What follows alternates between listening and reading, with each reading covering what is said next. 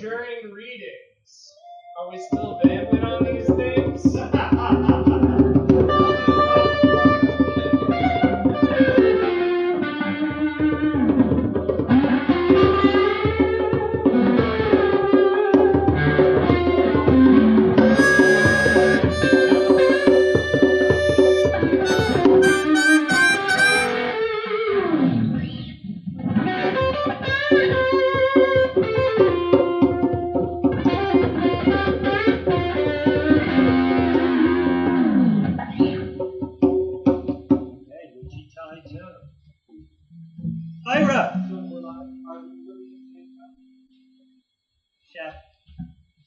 Come back with that.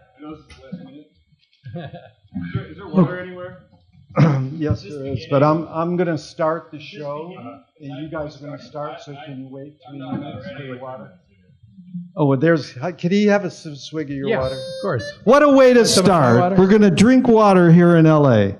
This is the oldest poetry center in the world. All right. There's a great movie director. His name's Nicholas Ray. He shot James Dean in The Rebel Without a Cause out front. And in celebration of literature, psychedelics, music, and personal gas, this is Bloomsday 2025. All right. Yeah, baby.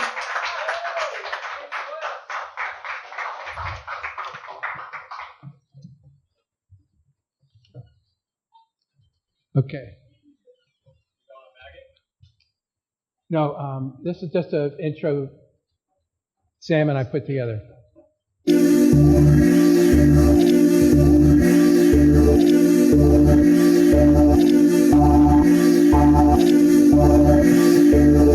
Wood shadows floating silently by, the morning peace from the stairway.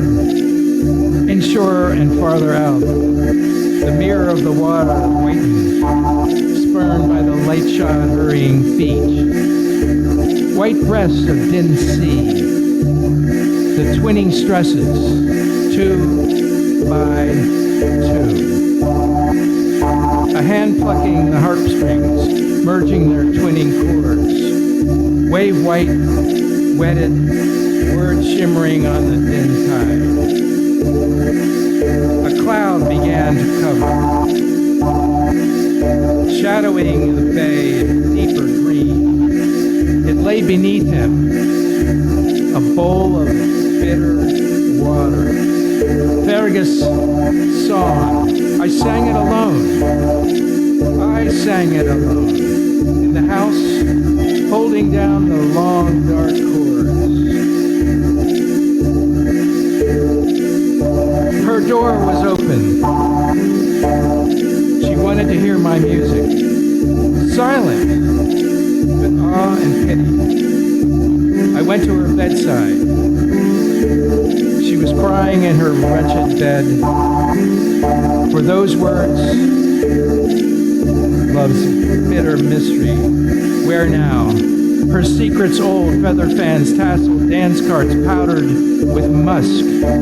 A god of amber beads in her locked drawer. A bird cage hung in the sunny window of her house, and when she was a girl, she heard the old voice sing in Panama of turquoise and terrible and laughter with others when he sang, I am the boy, I am the boy that can enjoy invincibility.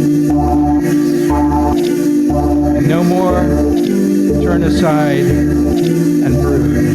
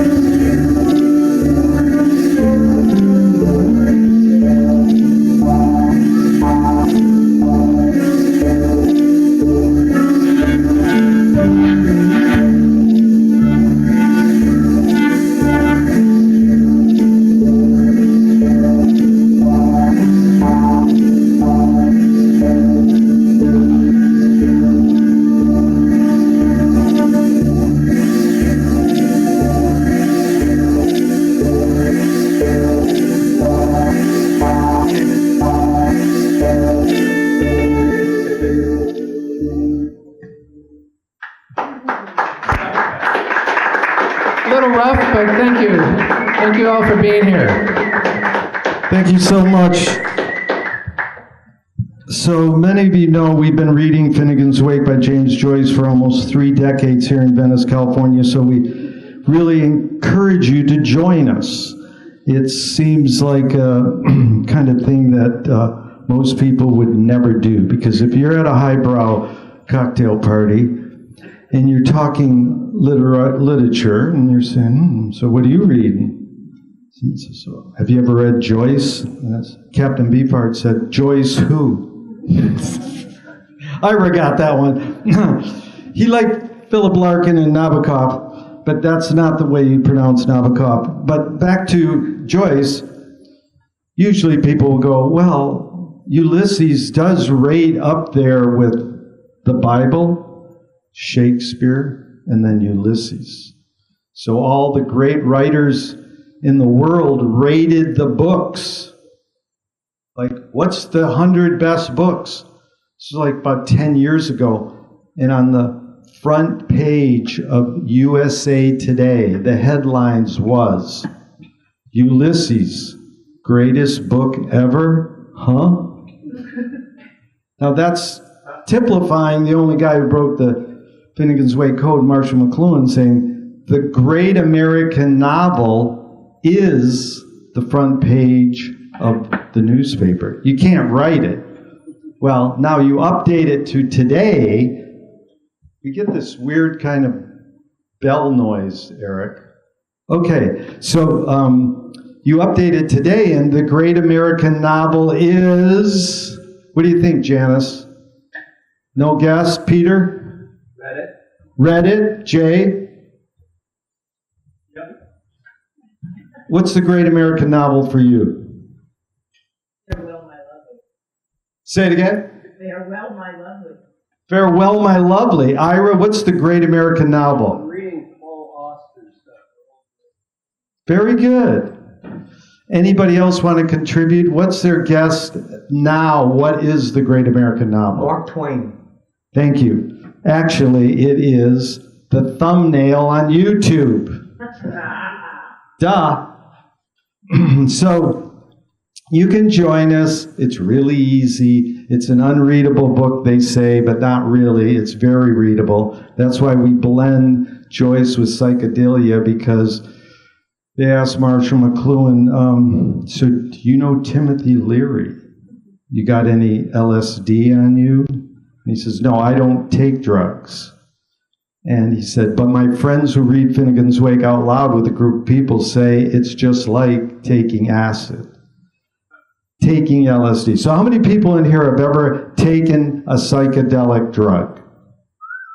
And you're going to admit it in public? You're busted. So we do our Finnegan's Wake Reading Club on Zoom now. Aretha Franklin was way ahead of her time. She wrote a song many years ago, Who's Zooming Who? So basically you just set up 2 Zoom screens and you have no people in it. That's what we do. And so we're going to bring up Jay Paulson down. He's going to read you a little clip of a book that kind of describes certain words in Finnegan's Wake. And Jay, what's the word you're going to do? Just step right up to this microphone and, as you say at your great poetry series, swallow the mic. Thank you. Braveless. Yeah. This is from a Finnegan's Wake lectionary. Let James Joyce jazz up your vocabulary by Bill Cole Clive. Jerry asked me to read the word best, as in this is the best bed I've ever slept in, but I also like horrible. So some people think Joyce is the best, B-E-D-S-T. Yeah. I mean, I sometimes think Joyce is horrible. Horrible. Spell it. W-H-O-R-A-B-L-E. Horrible. That's actually in Finnegan's Wake. It's a terrible, horrible, shocking situation. Had they known of it, Joyce's parents and priests would have considered his first sexual experience with a prostitute at age 14 as something horrible. But now let's talk about the best stuff.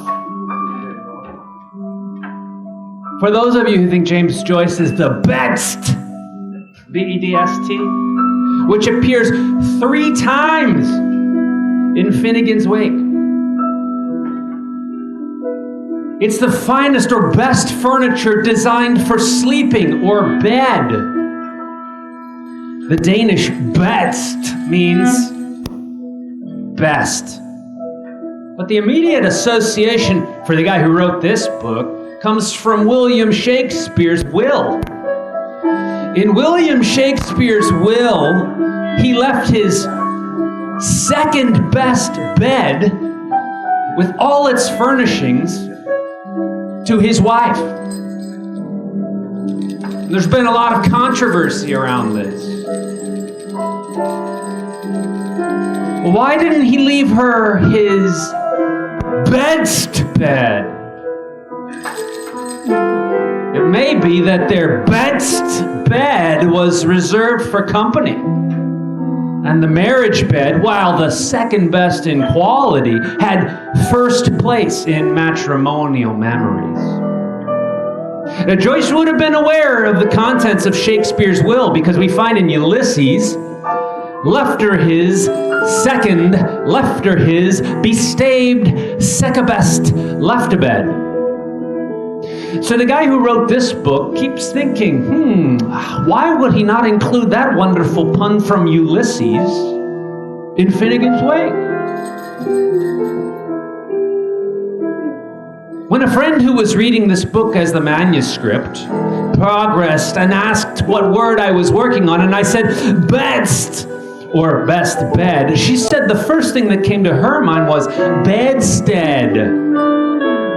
Well, with that thought, I was through with this entry, but then I received an email, which James Joyce invented email, right? And I know he invented Twitter. But did he invent X? He probably saw it all from his psychic vantage point. Brandy Kirshner emailed the author of this book, who'd been kind enough. She had a page and a line number for Ulysses, and that first quote, she forwarded a freshly penned limerick, just emailed by Awakean John Gordon. He left her the second best bed before lying down with the dead. 'Twas Will's way to trumpet, his Anne was a strumpet, and to rue that the two of them wed.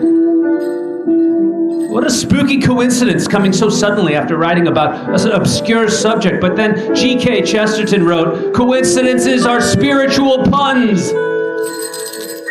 And somehow it made a strange sort of sense, somewhat like Finnegan's Wake. Thank you.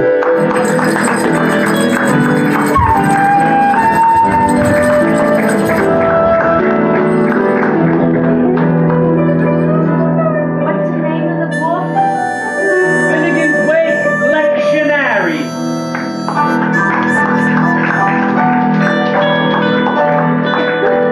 Thank you so much, Jay.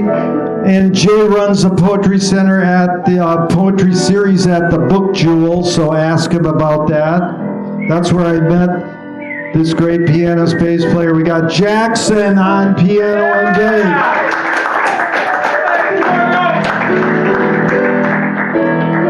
We got Paulie D, who saw the Beatles at Shea Stadium on harmonica and vocals.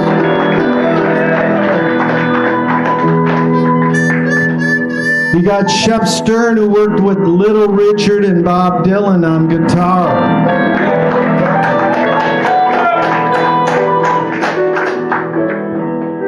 We got Sam Wilson, who invented putting your cell phone on the back of your Pixel camera, and he has an amazing channel where he pixels heavy metal bands. Thank you, Sam, for playing guitar with us.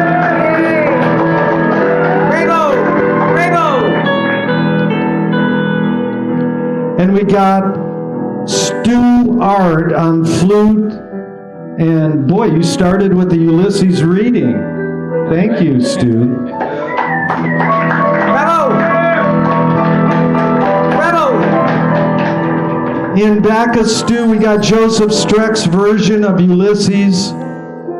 It's a long story, but we hosted the gentleman who wrote the screenplay to this movie at Sponto Gallery, and you know, he was just a sailor who was on a boat, and he read a lot of books, and he ended up in LA and scammed his way into the movie industry.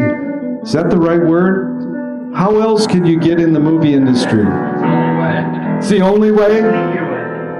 No, you got to have talent to be in the movie industry, don't you, Jay? Come on. Okay, so Joseph Strick allowed this guy to write this book, and then this guy, you can go to IMDb and figure out who wrote the screenplay to Joseph Strick's version of Ulysses, which you're watching right here, being MK Ultra'd in your very own teenage room. And he did a version of Steppenwolf by Herman Hesse, and it's a psychedelic version. You can watch it free on YouTube. We won't be showing that to you tonight, but I highly recommend it. Now, Jay used the word pun, and we're going to do a little call and response here. So this is where we involve the audience. That's the important thing that Joyce emphasized, is that it's an interactive experience. When you're reading a book, it's not just you and the words on the page. Now, many of you know this, but I have to repeat it. The man who shot John Lennon had a copy of Catcher in the Rye in his back pocket. In that book, Holden Caulfield says, when I'm reading a book, it feels like I'm talking to a good friend. John Lennon wrote in the $100 Beatles book, when I read Finnegan's Wake, it felt like I was talking to a good friend. Now, is that coincidence? Kismet? What is that? Can anyone explain that? Raise your hand if you can explain that. Okay. Oh, Jackson can. Go ahead, Jackson. Synchronicity. It's called synchronicity. Was that invented by Carl Jung? Who knows the etymology on the word synchronicity? Peter, look it up. Come on. Hit that cell phone fast.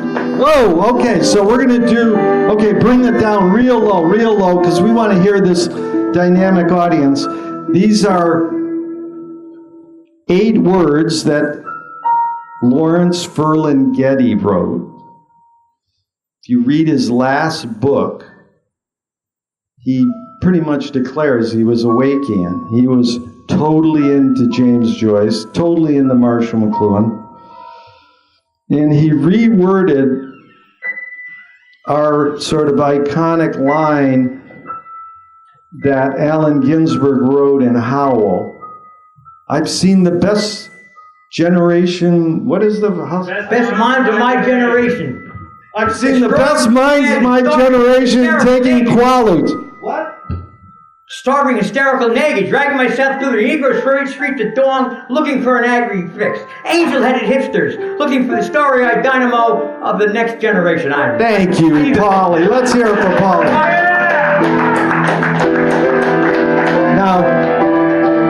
Now, how many people can recite a TV commercial that they grew up with? Can anybody? Peter. 2 all beef patties, special sauce, lettuce, cheese, pickles, onions, on a sesame seed. Now, what's more important, poetry or advertising? Raise your hand. And, okay. Swimming.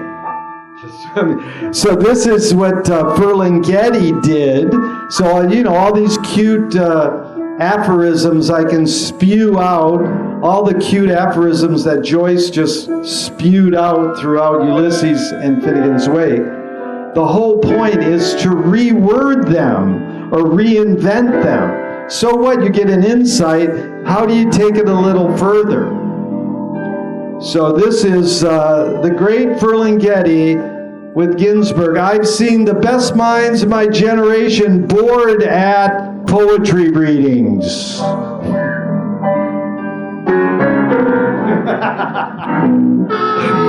So here we go. I'm going to say 2 words, and then you say them back to me. These are Ferlinghetti.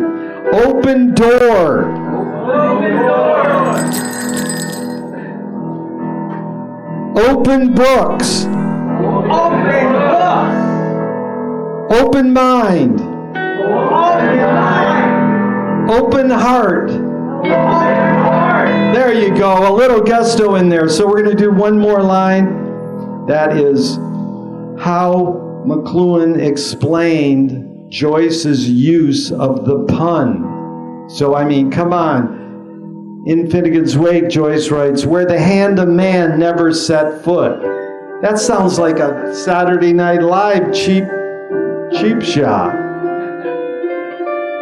So, I'm going to say a couple of the words, and then you say it back, really louder this time. Come on, loud. So Paul shakes in his booty. Look at it. He's trying to get in his seat. Here we go. Joyce uses the pun. Joyce uses the pun as a way of seeing. as a way of seeing The paradoxical exuberance of being through language. language. Man, you guys are good.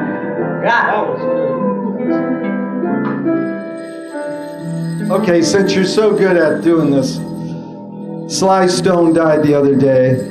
82 years old. He lived in his van on Vermont. How cool is that? I visited. Peter visited him in that van. Hey, you give 15 years of your life to the music industry. You have a right to do whatever you want for the rest of your life. He didn't really want to do that. Yeah. Ira, how many years have you given to the music industry of your life? How many? What age were you signed by Capitol?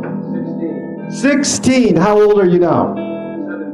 17. We have a true blue rock star in our house tonight. Ira, thanks for coming.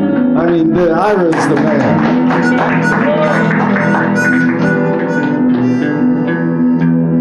And Sly Stone wrote a song called In Time.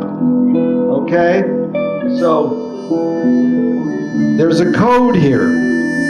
Time and eyes, ears and space. Who can figure out which is which? Maybe Sly will give us a few hints. There's a Mickey in the tasting of disaster. No, that was supposed to be a call and response. You get faster. You get faster. Harry Hippie is a waste. Harry Hippie is a waste. As if he hesitates. Something moving in the brain of a doer. Something moving in the brain of a doer. Feel a little newer. Feel a little newer. I switched from Coke to Pep, and I'm a connoisseur. It's about time. Isn't that cool? Sly Stone was so cool. Yeah, the thing about time is Frank Zappa listed James Joyce as an influence in his first album. Ira's brother is on the cover of Freak Out.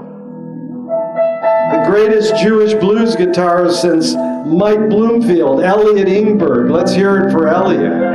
He's in this room. Same difference as Sly. They give it 15 years of their life to the music industry, and then they spend 60 years chilling out going, okay, I did enough for you. And Frank Zappa said, all times are happening now. Everything is anything. All at onceness. James Joyce said the same thing. All times are happening now. All at onceness.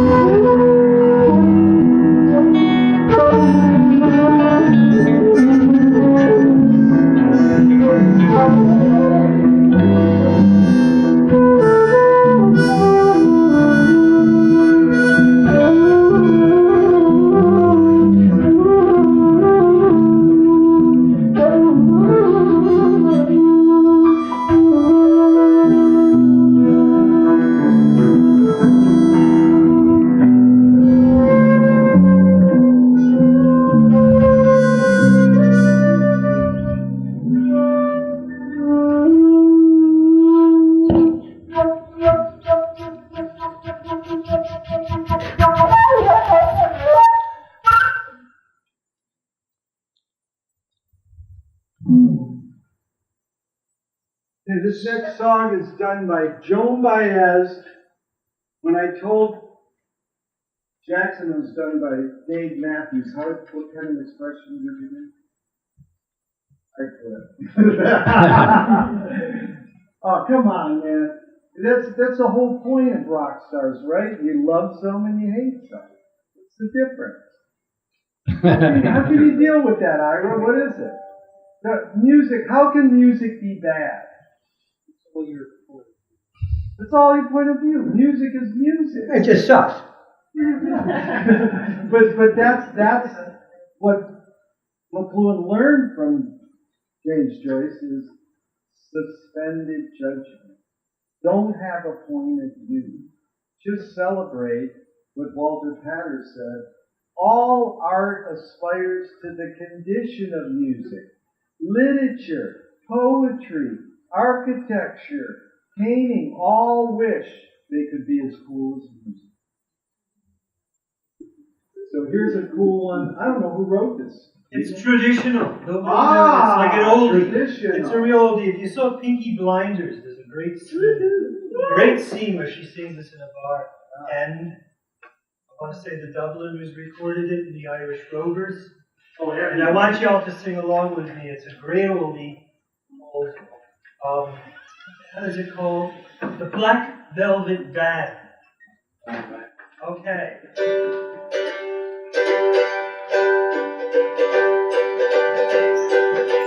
Her eyes, they shone like the diamonds. You'd think she was queen of the land.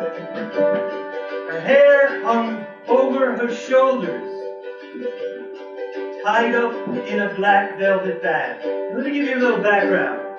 If you fucked up in the olden days, they sent you to Tasmania. They called it Van Diemen's Land, because Van Diemen was the guy who bought the ship, and Tasman was the captain. The little island off the coast of Australia. So you really lost it if you got that, boy. Let me tell you right now. In a neat little town they called Belfast, apprentice to trade I was bound, and many an oversweet happiness I spent in that sweet little town, till bad misfortune came o'er me.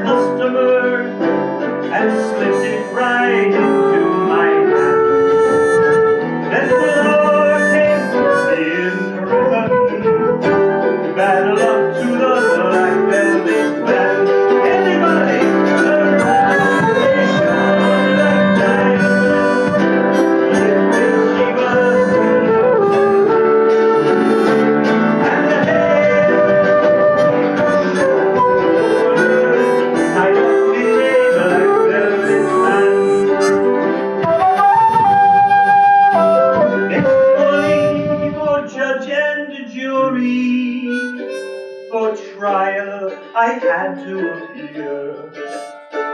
Then the judge, he says to me, young fellow, the case against you is quite clear. And 7 long years is your sentence, far away from your friends. You're going to Van Diemen's Land, far away from your friends and relations. Just follow the black velvet band. The ride for like diamonds, even when she was queen. And the hair of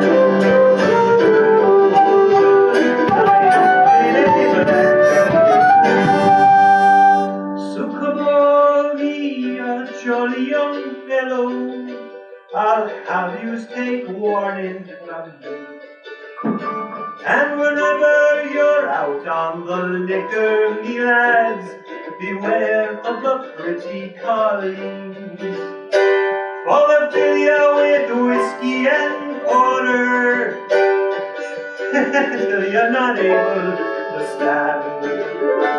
And the very next thing that you know, me lads, you're landed in Van Diemen's Land. Everybody!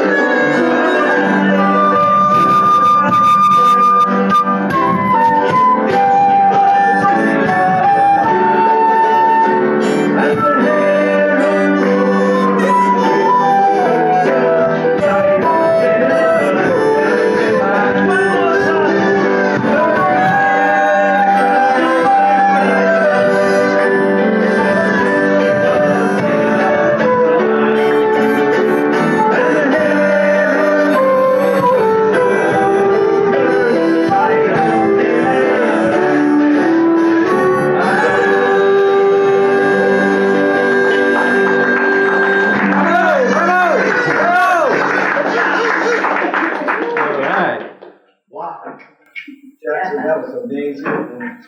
And thanks for bringing in some traditional. You know, we're all Well, about, you know it's an Irish book. we're all about tradition here. All right. We want to expand what James Joyce did to us with literature. Where did they were supposed to see this part. Okay, so some of you know that it walked out right at the right moment. That did it, huh? That's why we were. That's why we rehearse. Reel them back in.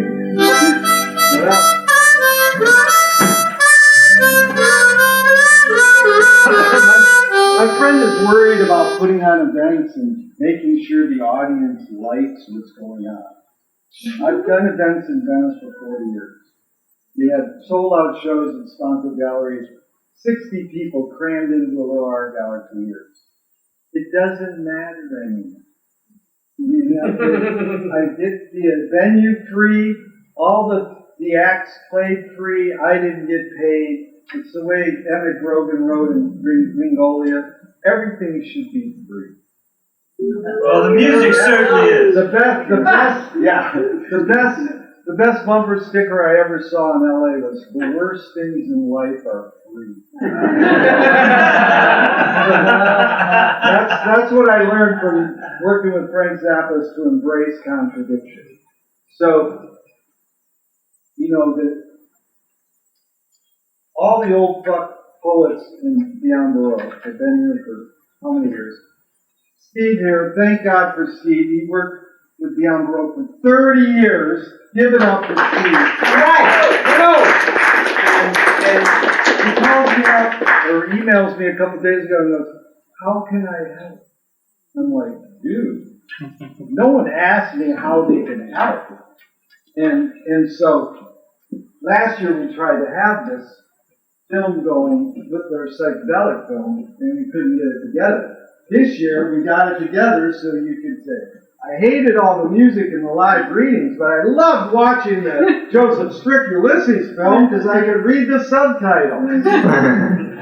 So, you know, we give you those options. But it's all about tradition, and that's what Venice did by being a drunken sailor town. That's for real. It was a drunken sailor town.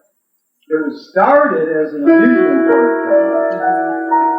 And then it went into being a drunken sailor town. Like you said, and dig this. Glenn Miller and Benny Goodman started as teenagers playing jazz on the pier. That's pretty amazing what this guy, Abbott Kinney, did trying to invent this amusement park town. Sort of evoking what Joyce did with all his literature. And then it became a drunken sailor town, and the pier burned down, and it really was. And elderly Jewish people came to town because of the weather, and they couldn't walk the streets in Venice because they were scared of the drunken sailors. Now, I learned this from one of the greatest Venice historians, Betsy. She passed away, but we have all her archives at the Venice Heritage Museum. This Thursday I have a salon there. Come on by. Probably going to close soon. But it is an amazing museum for our own town, and it's free. So if you haven't been there, go by it, because it's going to close. You don't have the money to pay the rent, but it will end up somewhere else. You're going to be up here in about 2 minutes, so we're going to have another Joyce reading. But what I want to do is tell you about the tradition of Frankie Rio, who was the last beat poet who lived, died a couple years ago. But Sponto Gallery, where we used to hold all these events, on the boardwalk at 7 Dudley, was the home of the beats. So nowadays, younger people go, I make beats. One of my neighbors said, I've made beats. I'm in the music business, says, I am too. I've made beats for 33 years. I says, well, I have an event called the Venice Beats. Well, then you got to explain, well, that's a literature movie. The beats were Jack Kerouac, Allen Ginsberg. Do another Ginsberg line.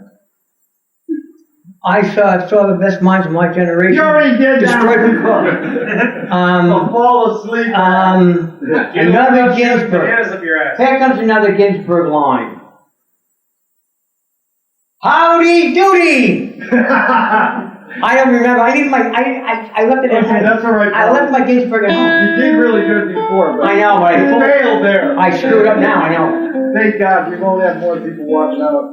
Okay, so Frankie Rios used to start every poetry reading he did by lighting and burning a $1 bill. That's $100 bill. That's $100 bill. This is a fake $100 bill. Can you dig that? Yeah. Where's my $100? Because I'd rather feed a homeless person. But you wrote it in paper. Attaboy, Jerry. That's right. Can you believe that? That is a Jerry, it's fake still fine. It's $100 still bill. But what's the Jerry's still on difference? fire. Didn't Charles Bukowski, was he beat? No. It wasn't. No. Oh, He was unbeatable. Charles Bukowski, we can talk about. We've had tributes to him. In fact, Steve's teacher, or one of your mentors here, Francine, was married to him, wasn't it? They fought. His girlfriend for a long time. They had sex. The only one But, that had a child with. yeah, you know, the most famous beat is Jack Hill. I thought they only fooled around. But we still have poetry alive and living. And Jay has the series at the Book Jewel. There's lots of poetry at this venue. Please contribute if you want. There's a donation box out there, and there's one here. It costs $200 to put on the event. No, don't do that. Not yet? No, please. But it's all right. I love putting on these events, and I met you at Jay's poetry event, and I met your partner or husband? Partner. You should have done that. I didn't say shit. And we're going to return to Bill's book. Bill was interviewed on my podcast. He's a very interesting Joycean. He's not an academic. So he took a bunch of words from Kingdom's Way and made a little dictionary of it. So just spell the word before you read it so they get a little. Which one are you going to do? Joyce. O-U-S-T. Swallow that mic. Yeah, joiced? Joiced? Joiced? Joyous? Okay, this is an adjective. Hey! Are we playing Magazine? No, we're not playing that. No, let him improvise. But real quiet, because you got so many. Okay, Joyce. This is a descriptive term for a meeting of two great literary minds, James Joyce and Marcel Proust. They met only once at a grand dinner party at the Hotel Majestic in Paris. Naturally, everyone wanted to hear what these literary lions had to say to one another, but as usual for eyewitnesses, the reports of the great men's conversation greatly varied. Whether they talked about truffles or their various ailments will never be known for certain, but Joyce recounted that Proust would only talk about duchesses, while I was more concerned with their chambermaids. And this is, of course, because Joyce's wife, Nora, was a chambermaid at Finn's Hotel in Dublin when they first met. Joyce did work Swan's Way, which is the first book in Proust's 7-volume novel, Remembrance of Things Past, into Finnegan's Wake, with flashing down the Swan Way and watch the Swan's Way. Some rhino joyous rhyme was handled over spontaneously by me, so McHugh gives rhino as slang for money, which fits with being handled over spontaneously, something Joyce was often inclined to do. But Joyce was a great lover of white wine, and Rhine wine is white, so it might be that this wine handed to Joyce by Joyce to Proust, except for the fact that Proust preferred iced beer. I want to do the young Proust.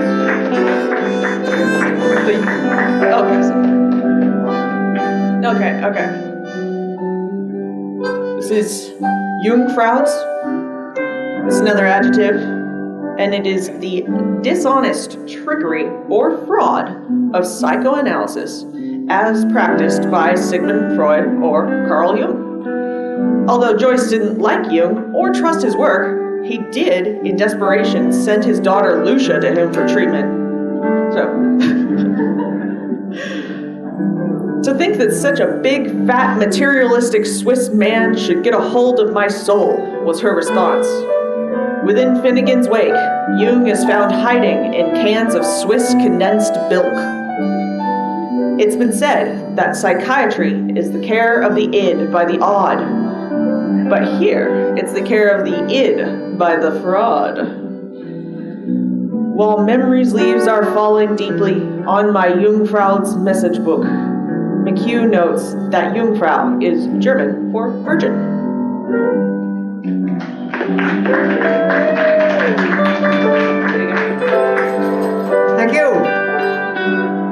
Thank you. Now, we want you to know that we welcome your participation. If you want to read some of Ulysses or out of any of these great Joyce books we have, we welcome that. Pegger, do you want to read a little? Ulysses? You ready now? Okay. Peggerty's a Joyce scholar. She quit our Finnegan's Wake group because I said, I heard at the New York Finnegan's Wake Reading Club. There's 52 reading clubs for Finnegan's Wake worldwide. You're a member of all of them. Yeah, second to only the Bible. But it is pretty amazing how many there are. And the New York Finnegan's Wake Reading Club started in 1947 with T.S. Eliot. Can you believe that? The role in Venice, right? And someone there said that Nora, who was married to James Joyce, would allow Jim to go see horrors, but not mediums. So we know, and Peggerty goes, I'm out of here, that's horrible. I'm glad you can laugh at that, Peggerty, because it is sort of funny. Because you can hear all kinds of things. I mean, James Joyce was the first projectionist in Dublin. He started a movie theater called Volta Cinema. Now this is true. You can. I've talked to all the greatest Joyceans in the world, and I ask him this question. I say, Joyce checked out. He said, this is stupid. Why should I go inside a building and see a movie of a tree when I can go outside and see a real tree? In fact, William Faulkner, many years later, said sometimes the best fiction is more true than journalism. So we'll just go round robin for all you smarty pants in the audience now. Why do we have to recreate things in order to get them? Okay, I won't even go to each person because I know some of you will be embarrassed. Somebody raise their hand and tell me their answer. Why do humans have to recreate things in order to get them? Why do we have to go to a theatrical play of people acting out life? Why don't we just live life? Okay, Peggotty, take it all the way down. Let's hear it. Go ahead. Well, with film, you create, and so you can keep your life before. Oh, very good. So you're saying you can't take real life like this right now and keep it, but film you can keep it. Good. And photography, go ahead. Can't tickle yourself. Yeah. That is a good. Frank Zappa taught me a great question. Can you come and laugh at the exact same moment? Absolutely. Okay, go ahead. Why do we have to recreate things in order to get it? I would say just innate being represent. It's innate. It's innate. It's like It's innate to make art sing. Yeah. Well, the Balinese have no word for art. They do everything as well as they can. So that is like, yeah. But you were equating art and fucking. No, just like things we have to do. Sleep, represent. Yeah, no. Are you taping this whole thing? No, this is photograph. Oh, photograph. Yeah. Wow. Okay. Anybody? I'm trying to keep it. Anybody else? Smarty pants audience, come on. Why do we have to recreate things in order to get it? Because we don't live forever. Because we don't live forever? Okay, now can you prove that, Art? No. Yes. No. Okay, I had you on my podcast. I've got to ask you another question. Can you forget to die? I think so. Watching every 20 minutes. Yeah, so that's pretty much what Finnegan's Wake is. Oh, sing, you. We're going to do Jim Dandy. So what Finnegan's Wake is about a guy who kind of looks like Zane here, our special guest. Zane was a rock star for how many years were you? I never was. Oh, come on. What's the name of your group? St. Elmo's Fire was. St. Elmo's Fire. It's based in Santa Barbara. How many years? It was in the 80s and 90s. 80s and 90s? Yeah, we traveled around as a beat band. So it was a wonderful place to be. Never had like, looking to get laid. I don't even know what that means. Sex and rock and roll go together all the time. Okay, so this song is written by Lincoln Chase. Just to give you a little background on this song, it's about Jim Joyce.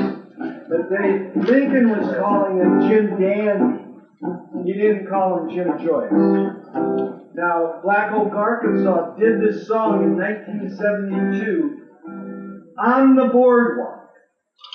And the lead singer of Black Oak, Arkansas is where David Lee Roth got his whole act. Now, just to set up sex, drugs, and rock and roll, which is what Joyce is all about, David Lee Roth is at the Starwood. You ever play that? The Starwood. You ever played there, Art? Yeah. Yeah. Okay, the Starwood. It's an important rock club in LA.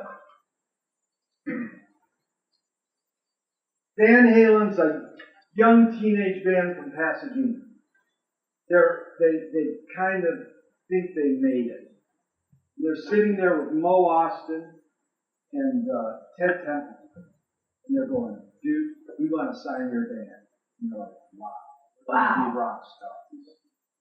And Mo says to the band, but Ted's gay, so he'll have to suck one of your dicks. And David Lee Roth went, go ahead. They didn't get it. I get it. Sorry. So, in honor of Jim Dandy, Black Oak, Arkansas, Lincoln Chase, the writer. Ruby Star, too. Ruby was good. Come on. The greatest woman in rock and roll. How many knows who Ruby Star is? She was I mean, something. Chef used to masturbate to her. Honey, little baby. Ruby You're Star. going to set the tempo here. You're going to set Reverberation. Okay. Destination. Here we go. Don't feel shy. You can Sing along too. dance and take your clothes off. And actually, Susie, we need Don't you to tell sing. me. Come on, Susie. Don't tell her.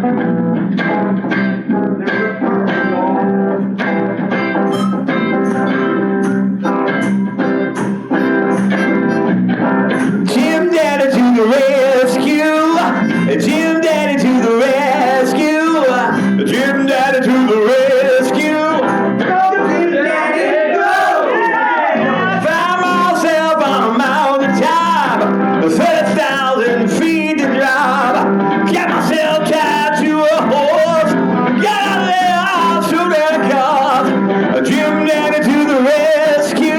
Go, Jim Daddy, go! Submarine, running out at a mama and queen. I did the cold and the fishing line. I hit the sea and the girl so fine. Jim Daddy to the rescue. Go, Jim Daddy, go! Now girl, her name's Sue. She was feeling kind of blue. I said, hey, I just knew that girl. Never seen her fall too well.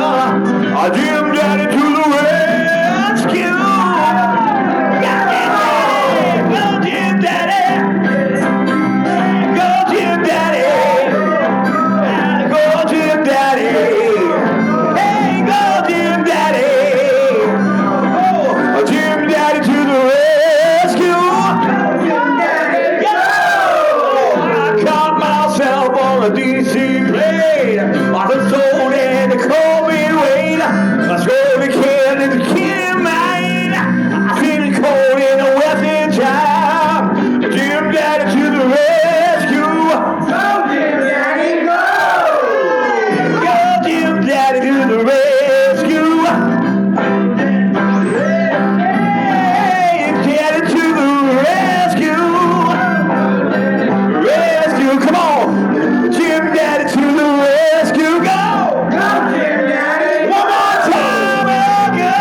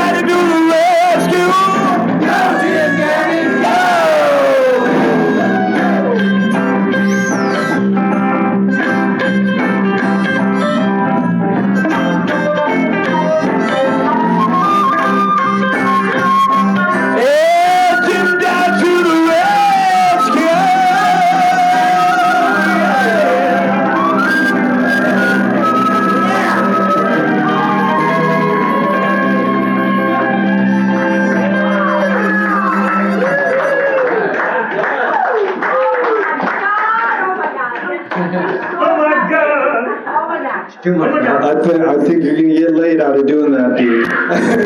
Pumpkin! You remember Pumpkin. Lotus? How many people know who Lotus Weinstock is? Yes, Lotus Weinstock. That's Lenny Bruce's last girlfriend. She was on a radio show with Frank Zappa once, and they were talking about sex. She goes, "Sex? I had that once." Lenny denied it. You want to? Oh, you want to do your Lenny Bruce? Lenny denied it. Can you do your Lenny Bruce? I think so. Okay, go ahead. No. Do some of that midnight kind of smooth jazz. Destroyed by man. What would have brought all this stuff? I'm not gonna. I saw the bed man. My generation destroyed by madness, starving, hysterical, naked, dragging themselves through the Negro streets at dawn, looking for an angry fix. Angel-headed hipsters, staring into the dark night of. Ay.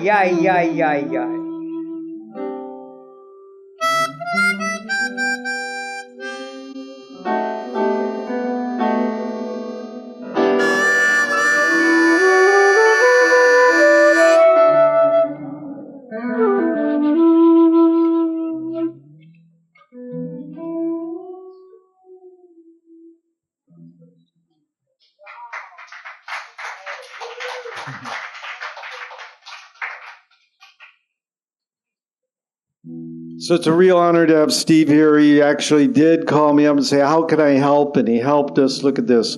After the Joseph Strick ends in about 50 minutes, we'll be playing Passages from Finnegan's Wake. That's Mary Ellen Butte's film. It's like, how can you make a film of Finnegan's Wake? It already is a film.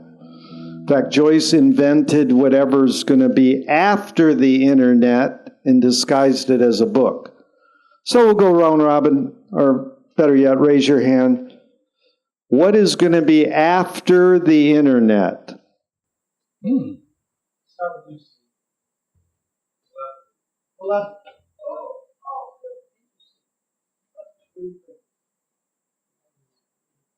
The outer. That's telepathy. That's the same thing. What? Neurochips. Right? Oh, I like that. The problem with community gardens is, I'm from Michigan. The whole city's in Detroit. You go. That's burned down. And they're turning them into gardens. The problem is when you burn down a bunch of houses, there's a lot of Now it's getting to know even in New York and New Jersey, they're using and growing hydro. Oh, there you go. There's the solution. Okay, we haven't seen you in a while. What's going to be after this? Play-Doh and crayon. Play-Doh and crayon. Susie, what's going to be after the internet? Play-Doh and Socrates. Now that's witty. What's going to be after the internet? Face to face. That's like, yeah, that's beautiful. When the kids were on cell phones all the time, old people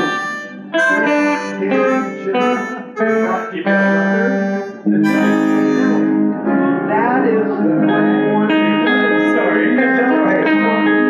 Get over it. Every new invention has services. Don't worry about AI.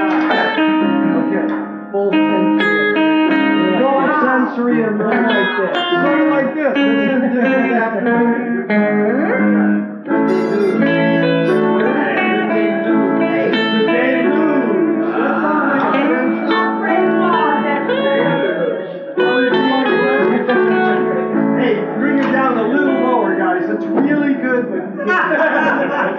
What's going to be after the internet?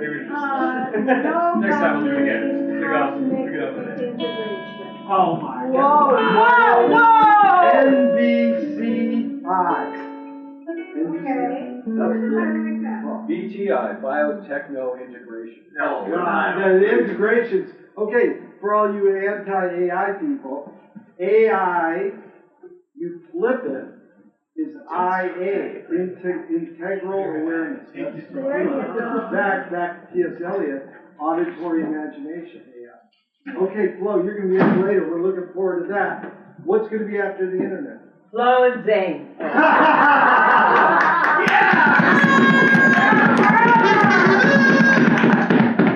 Okay, Zane, you kicked ass on that, man. Kumbaya. Kumbaya. What's going to be after the internet? I'm with whoever said neurochips. Neurochips. Brain in a jar. Brain in a jar. Have you ever seen the movie Invaders from Mars? Yeah. Alan Rudolph's favorite film. Pam. Rotary telephone. Rotary telephone. Let's go to the band for some real answers. Okay, Stewie, what's going to be after the internet? AM radio. Okay, we forgot to praise the godhead of it all. He puts on the beachhead. Come on, give it up for Eric Alberg. He does all the work. Yes. Behind the Eric Alberg. Yeah. Hey. That man actually knows. This man knows what's after this. What is it, Eric? AI in your head. AI in your head. But you got to realize, Eric ruined Beyond Baroque, even though he saved it. He's live streams almost every Beyond Baroque event. So you don't even have to get in your car and drive here. You can just get in front of your computer and watch every Beyond Baroque event. And if it's not live streamed, it's usually taped. And if he puts it on listed tape, talk to me and I'll give you the link. So Eric, thank you so much, because this is an amazing newspaper. You know, it's a poem. And you can write for it. Just get involved and write. In our hometown. Get involved. Venice, California, we have 3 hard copy newspapers. Venice Living, The Argonaut, and Venice Beachhead. So it really scams the whole... And Yo Venice. Jerry, that's 4. Yo Venice isn't hard copy. Is it gone? No, it's online. Oh, is it? But they're evil. I know they are, but I thought they printed. Anyways, so support your local newspaper, and just to go to AI for a second, every article of mine, Eric does the photo layout, and I don't tell him anything. And almost every issue, he does AI photos for my articles, and it's amazing. This issue, name calling all idiots, pick one up as you're leaving. Have you read it? Yes. Have you read it, Peggotty? No. Please pick one up and read it. There's hardly any AI photographs. So it's not, you don't get totally brainwashed. You can MK alter yourself to look at the big picture. You got that joke. Okay, Polly, what's going to be after the internet? Mind control. He went from MK alter to mind control. Chef, what's going to be after the internet? Quick thing, I thought AI was Al for a long time. I was wondering who this Al guy was, man. He was fucking brilliant. He is. Library. Libraries? Libraries.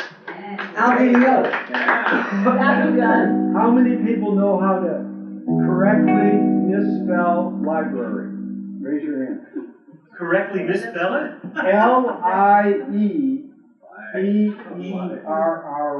Library. How do you disembowel a library? Okay, Sam, what's going to be after the internet? SneakerNet. Which is when you take it. That's when you take information and hand it to somebody else. What's it called? SneakerNet. Sneaker. Aquanet. Who's up next? That's hairspray, right? You spray information. You want to read a teeny bit from Ulysses? You got it there? Come on, get up here. You got it on? I got it. Okay. This is an honor to have Peggotty Long here. It's amazing. She's a true Venice. So Peggotty is an icon in Venice poetry. Her sister was. All their boyfriends were important, and they still are. Let's hear it. You want to just sit there? We'll bring the mic to you. I'll stand. You want to walk There's up? light over there. Okay. Tell him what you read.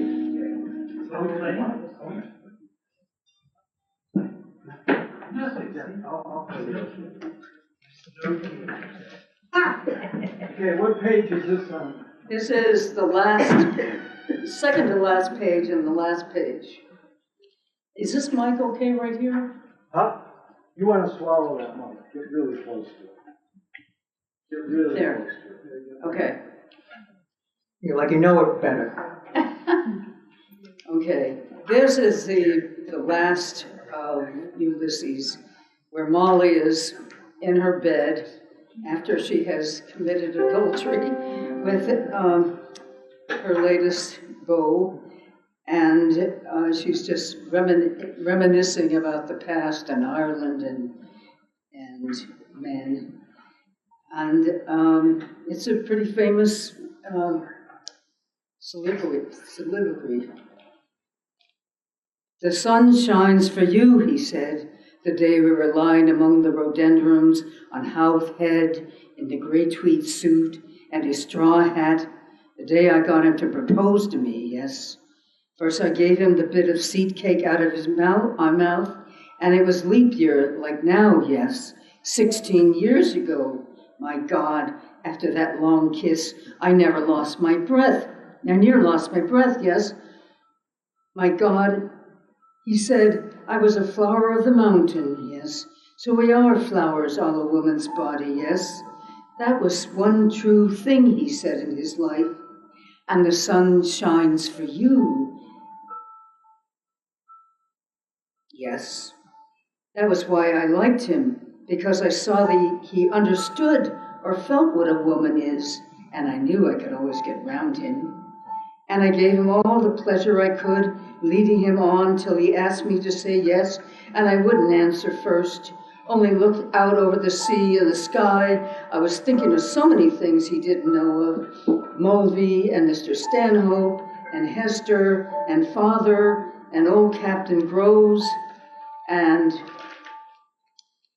the sailors playing All Birds Fly, and I say stooping, washing up the dishes, they called it, on the pier, and the sentry in front of the governor's house with a thing round the white helmet, poor devil, half roasted, and the Spanish girls laughing in their shawls and their tall combs, and the oxens in the morning, the Greeks and the Jews and the Arabs, and the devil knows what else from all the ends of Europe, and Duke Street, and the foul market all chucking outside Lady Sharon's, and the poor donkeys slipping half asleep, and the vague fellows in the cloaks asleep in the shade on the steps, and the big wheels of the carts of the bulls, and the old castle, thousands of years old, yes, and those handsome Moors, all in white and turbans like kings, asking you to sit down in the air, little bit of a shop, and Rhonda with the old windows of the Posada, two glancing eyes, a lattice hid for her lover to kiss the iron, and the wine shops half open at night, and the castanets, and the night we missed the boat at Algeciras, the watchman going about serene with his lamp, and oh, that awful deep down torrent, oh, and the sea crimson sometimes like fire, and the glorious sunsets, and the fig trees, and the Alamedan gardens, yes, and all the queer little streets, and the pink and blue and yellow houses, and the rose gardens, and the Yosemite, and geraniums, and cactuses, and Gibraltar, as I was a girl where I was a flower of the mountain, yes, when I put the rose in my hair like the Andalusian girls used, or shall I wear red, yes, and how he kissed me under the Moorish wall. And I thought, well, him as another. And then I asked him with my eyes to ask again, yes. And he asked me, would I yes to say yes, my mountain flower? And first I put my arms around him, yes, and drew him down to me so he could feel my breasts all perfume, yes. And his heart was going like mad. And yes, I said, yes, I will, yes. That's the end of Ulysses.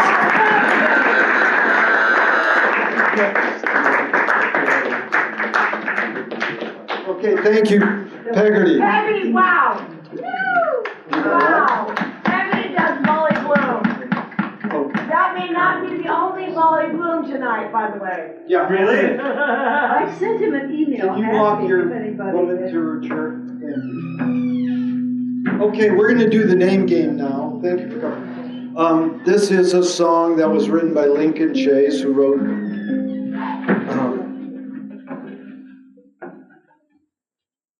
Jim Dandy. Okay, so this is a song that's going to involve you. You know this songwriter, Ira? Lincoln Chase wrote the name game, the clap hand song, Jim Dandy, and Oh What a Night for the Coasters. Black man. Wow. So, you guys all know this song. And you gotta sing along. Here we go. Oh, not that fast. Wait until I find it. Slow it. No, they can. Okay, here we go. Okay, so this is a song that you'll know how to sing, and you'll sing it. It's going to go on for hours. We're only at 7:20. We're only at the halfway point of this whole evening. This evening goes till 9. Carmen, you can beat your drum to this song. This is like the Bo Diddley beat kind. And I'm going to mention some of the characters in the book. Ulysses. And then you're going to sing their song. So Leopold Bloom is the protagonist in this movie you're watching over here, and the hero in James Joyce's Ulysses. It's about his encounters in Dublin on June 16, 1904. That's every June 16. It's called Bloomsday. It's really the day that Nora, James Joyce's wife, gave James a blowjob.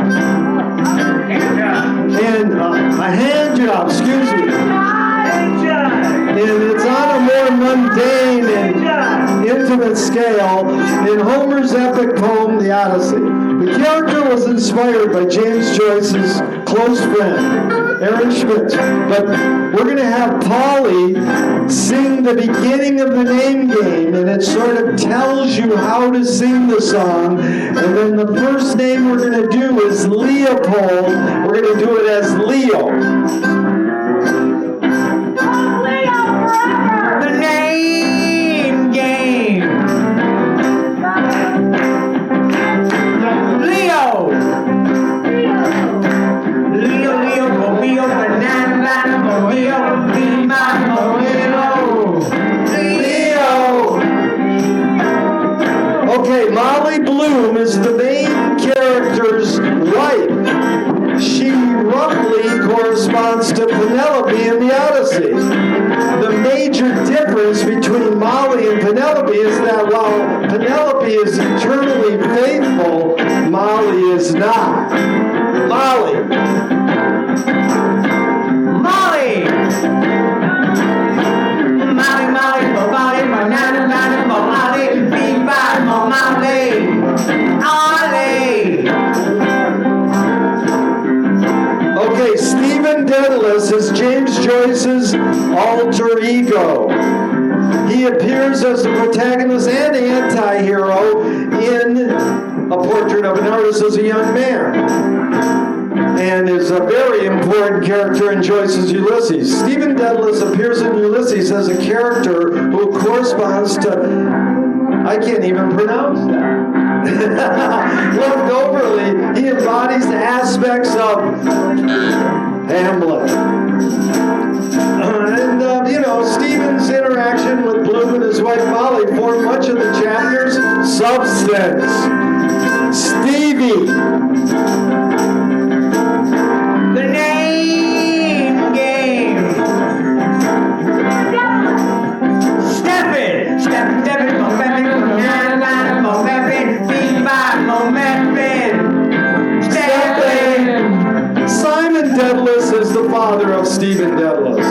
He's based on James Joyce's own father. Simon is passionate about Irish nationalism and a supporter of Charles Stewart Parnell. Blah, blah, blah. Simon has lost his wife but has continued to maintain an air of respectability within Dublin's drinking society, where he's known for his wit and singing ability and is unable to provide support for his two daughters.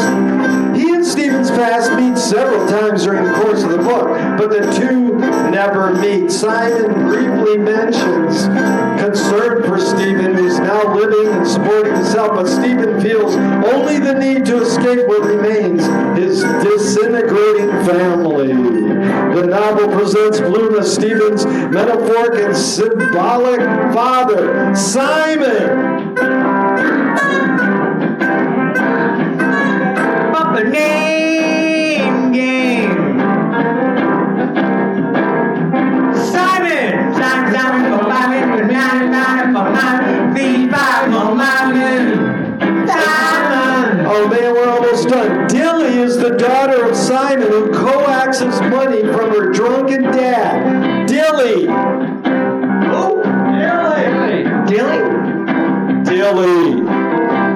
Gilly, gilly, for Billy, for nana, for Millie, beat by for Millie. Gilly! And one more, Patrick Patty Dingham. Leopold Bloom attends his funeral from the family home. Patty. The name game. Patty, for nana, for nana, beat by for Maddie.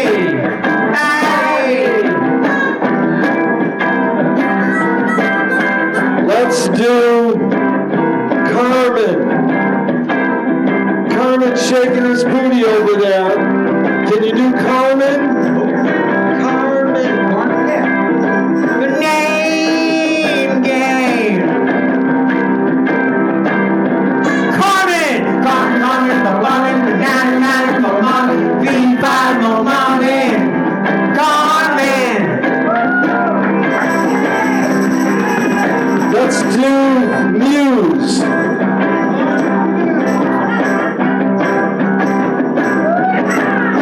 The name game. Muse.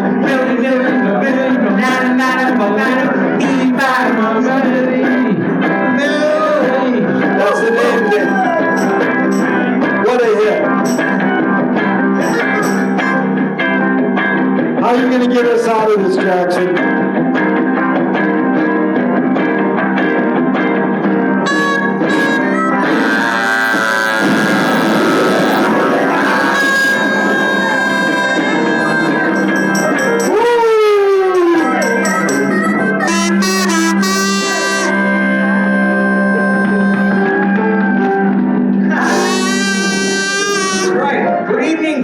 That's a beautiful song. Just think of writing that song in the. Yeah, it was beautiful, Paulie. Steve, we're going to have you switch over to the other movie now, and then we're going to bring you up. So we want to thank Steve once again for being one of those guys behind the curtain, knowing which button to push. So even though you might have been paying attention. Quit pushing my buttons. To the Joseph Strick film, and if you're not aware, Joseph Strick made one of the coolest films about L.A. Who knows the name? Savage? Chinatown. No. Beast. Savage Beast. Banana. Is it Savage Beast? I'm not sure. No, actually, somebody. Savage banana. That's it. Banana savages. Somebody do this with Joseph Strick on there. Savage L.A. And Banana LA. It is an amazing film. Haskell Wexler shot it. It's a beautiful film. So here we go. This is Mary Ellen Butts, and we're going to bring, I promised you Steve's reading of a 1912 poem by James Joyce. We're going to bring him up in a second, but I want to tell you this. This film was made by a woman. Her name is Mary Ellen Butte, and she invented abstract electronic animation. Now, just the idea is mind-boggling. But she was a rich Texas girl who was very creative, and she got some success in the experimental animation world. And then she goes, I'm going to make a feature film that's live action. What? Finnegan's Wake? How can you make a film about Finnegan's Wake? It already is a film. And this, look at this. This is a gorgeous film. And most Wakians, have you ever seen this, Peggotty? This is an amazing film. So you don't have to hear the sound. It's got an amazing soundtrack. They released it on vinyl. But we're going to provide the soundtrack with this amazing band. Give it up for this amazing band once again.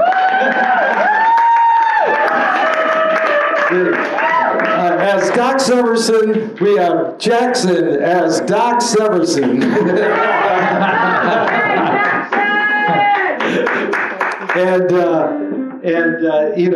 She premiered this film at Cannes Film Festival and with no subtitles. And they're like, what the fuck?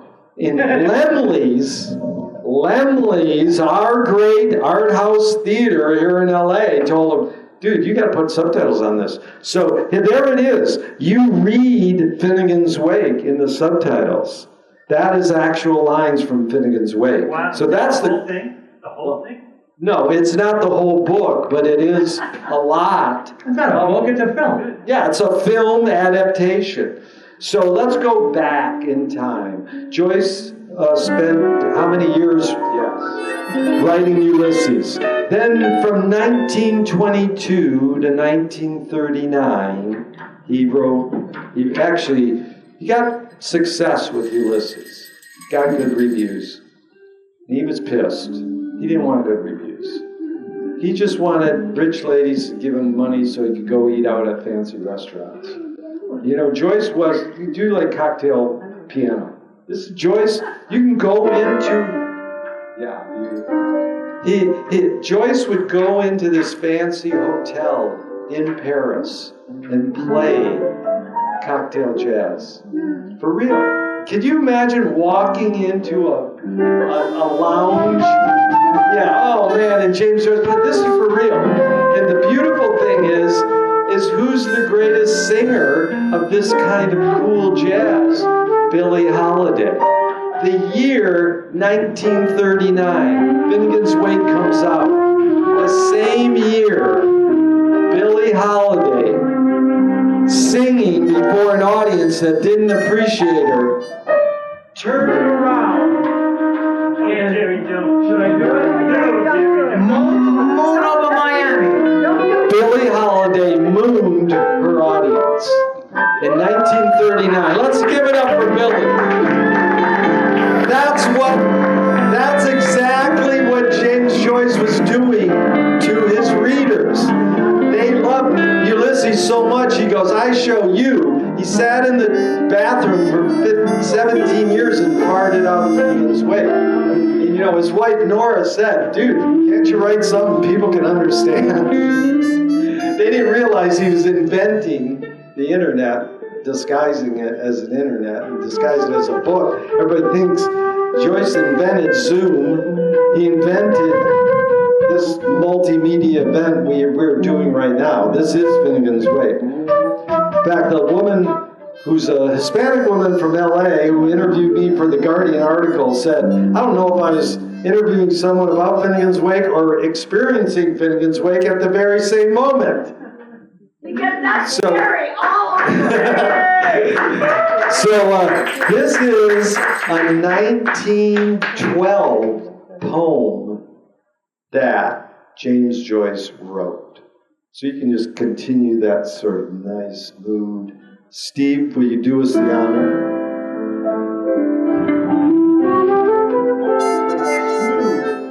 Like when Tommy Smothers, Tom Waits says, want to come up to he's trying to get a woman into his, want to come over to my house and listen to some smooth music? She goes, you got any Stan Getz? He goes, no, I got some Smothers Brothers. Derek, can you do me a favor? Can you bring the stage list down quite a bit, but just leave me room to read something to read by? Just for this reading.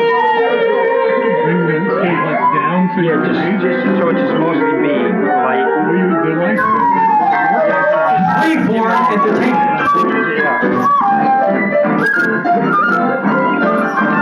Just add your own mind.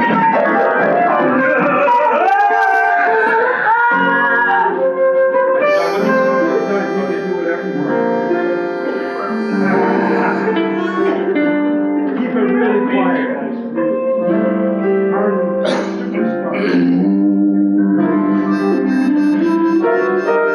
Maybe could we lower the lights just a little bit?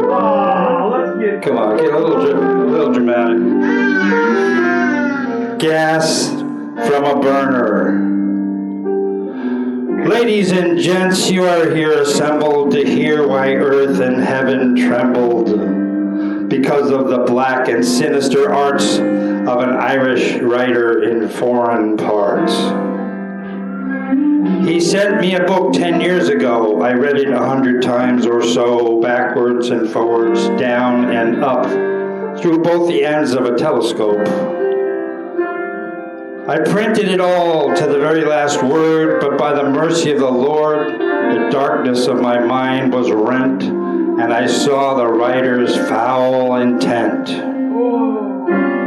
But I owe a duty to Ireland. I hold her honor in my hand, this lovely land that always sent her writers and artists to banishment. And in a spirit of Irish fun, betrayed her own leaders one by one. 'Twas Irish humor, wet and dry, flung quicklime into Parnell's eye. 'Tis Irish brains that save from doom the leaky barge of the Bishop of Rome. For everyone knows the Pope can't belch without the consent of Billy Walsh. Oh, Ireland, my first and only love, where Christ and Caesar are hand and glove. Oh, lovely land where the shamrock grows. Allow me, ladies, to blow my nose. To show you for strictures, I don't care a button. I printed the poems of Mountainy Mutton and a play he wrote. You've read it, I'm sure, where they talk of bastard, bugger, and whore. And I play on the word and Holy Paul and some woman's legs that I can't recall. Written by Moore, a genuine gent that lives on his properties 10%. I printed mystical books in dozens. I printed the table book of cousins. Though, asking your pardon, as for the verse, to give you heartburn on your arse. I printed folklore from north and south by Gregory of the Golden Mouth. I printed poets sad, silly, and solemn. I printed Patrick, what do you call him? I printed the great John Millicent Synge, who soars above on an angel's wing in the Playboy shift that he pinched as swag from Moncel's manager's traveling bag. But I draw the line at that bloody fellow that was over here distressed in Australian yellow, sprouting Italian by the hour to O'Leary Curtis and John Weiss Power, and writing of Dublin dirty and dear in a manner no blackamoor printer could bear. Shite and onions, do you think I'll print the name of the Wellington Monument, Sydney Parade and Sandymount Tram, Dunn's Cake Shop and Williams Jam? I'm damned if I do, I'm damned to blazes. Talk about Irish names of places. It's a wonder to me, upon my soul, you forgot to mention Curly's Hole. No, ladies, my press shall have no share in so gross a libel on stepmother Erin. I pity the poor That's why I took a redhead Scotland to keep my book. Poor sister Scotland, her doom is fell. She cannot find any more Stuarts to sell. My conscience is fine as Chinese silk. My heart is as soft as buttermilk. Calm can tell you I made a rebate of 100 pounds on the estate. I gave him for this Irish review. I love my country by herrings, I do.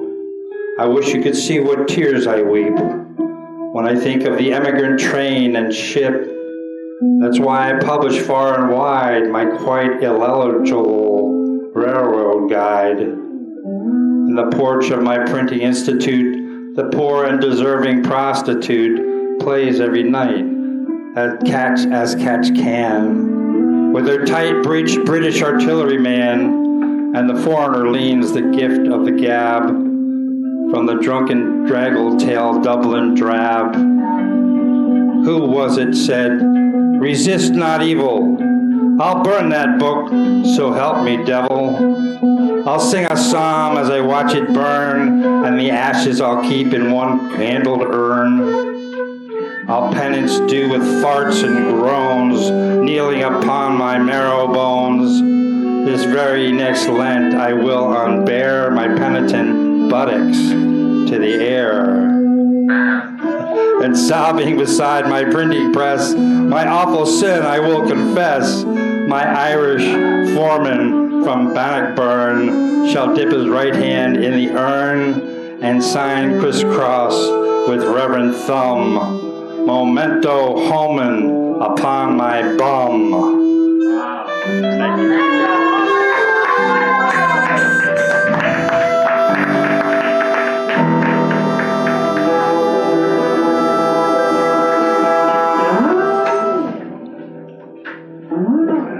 Nice band. Steve, that was a good reading. Thank you. As artsy as you want, that is the best. Thank you, Steve. Can you imagine writing that poem in 1912? Now, if you're bold enough to attend any of these Finnegan's Wake reading clubs, thank you so much, Ira. It was so good to see you both. Yeah, you know, it's like a bunch of highbrow literature people being allowed to, yeah.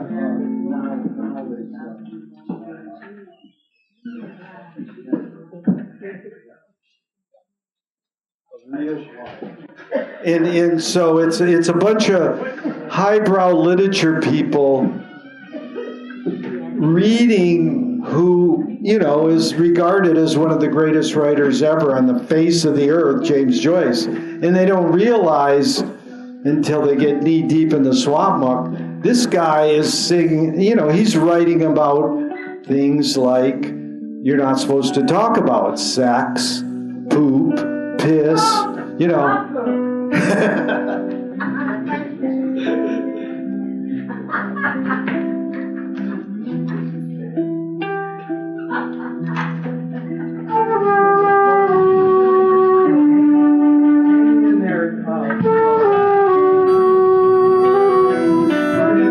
Nice intro to Flo Lawrence. George Clinton, a Parliament Funkadelic. I actually interviewed him, one of the longest interviews ever in the history of P-Funk. He told Eddie Hazel, who plays the lead guitar on this piece, Maggot Brain, to play like your mother just died. Because Mother Earth is pregnant for the third time. For you all have knocked her up, and I've tasted the maggots in the mind of the universe, or it could be the multiverse. I was not offended, for I knew I had to rise above it all, or drown in my own shit. So we're going to bring up the lovely and talented Flo Lawrence. Flo. We want you to get this mic just perfect for you.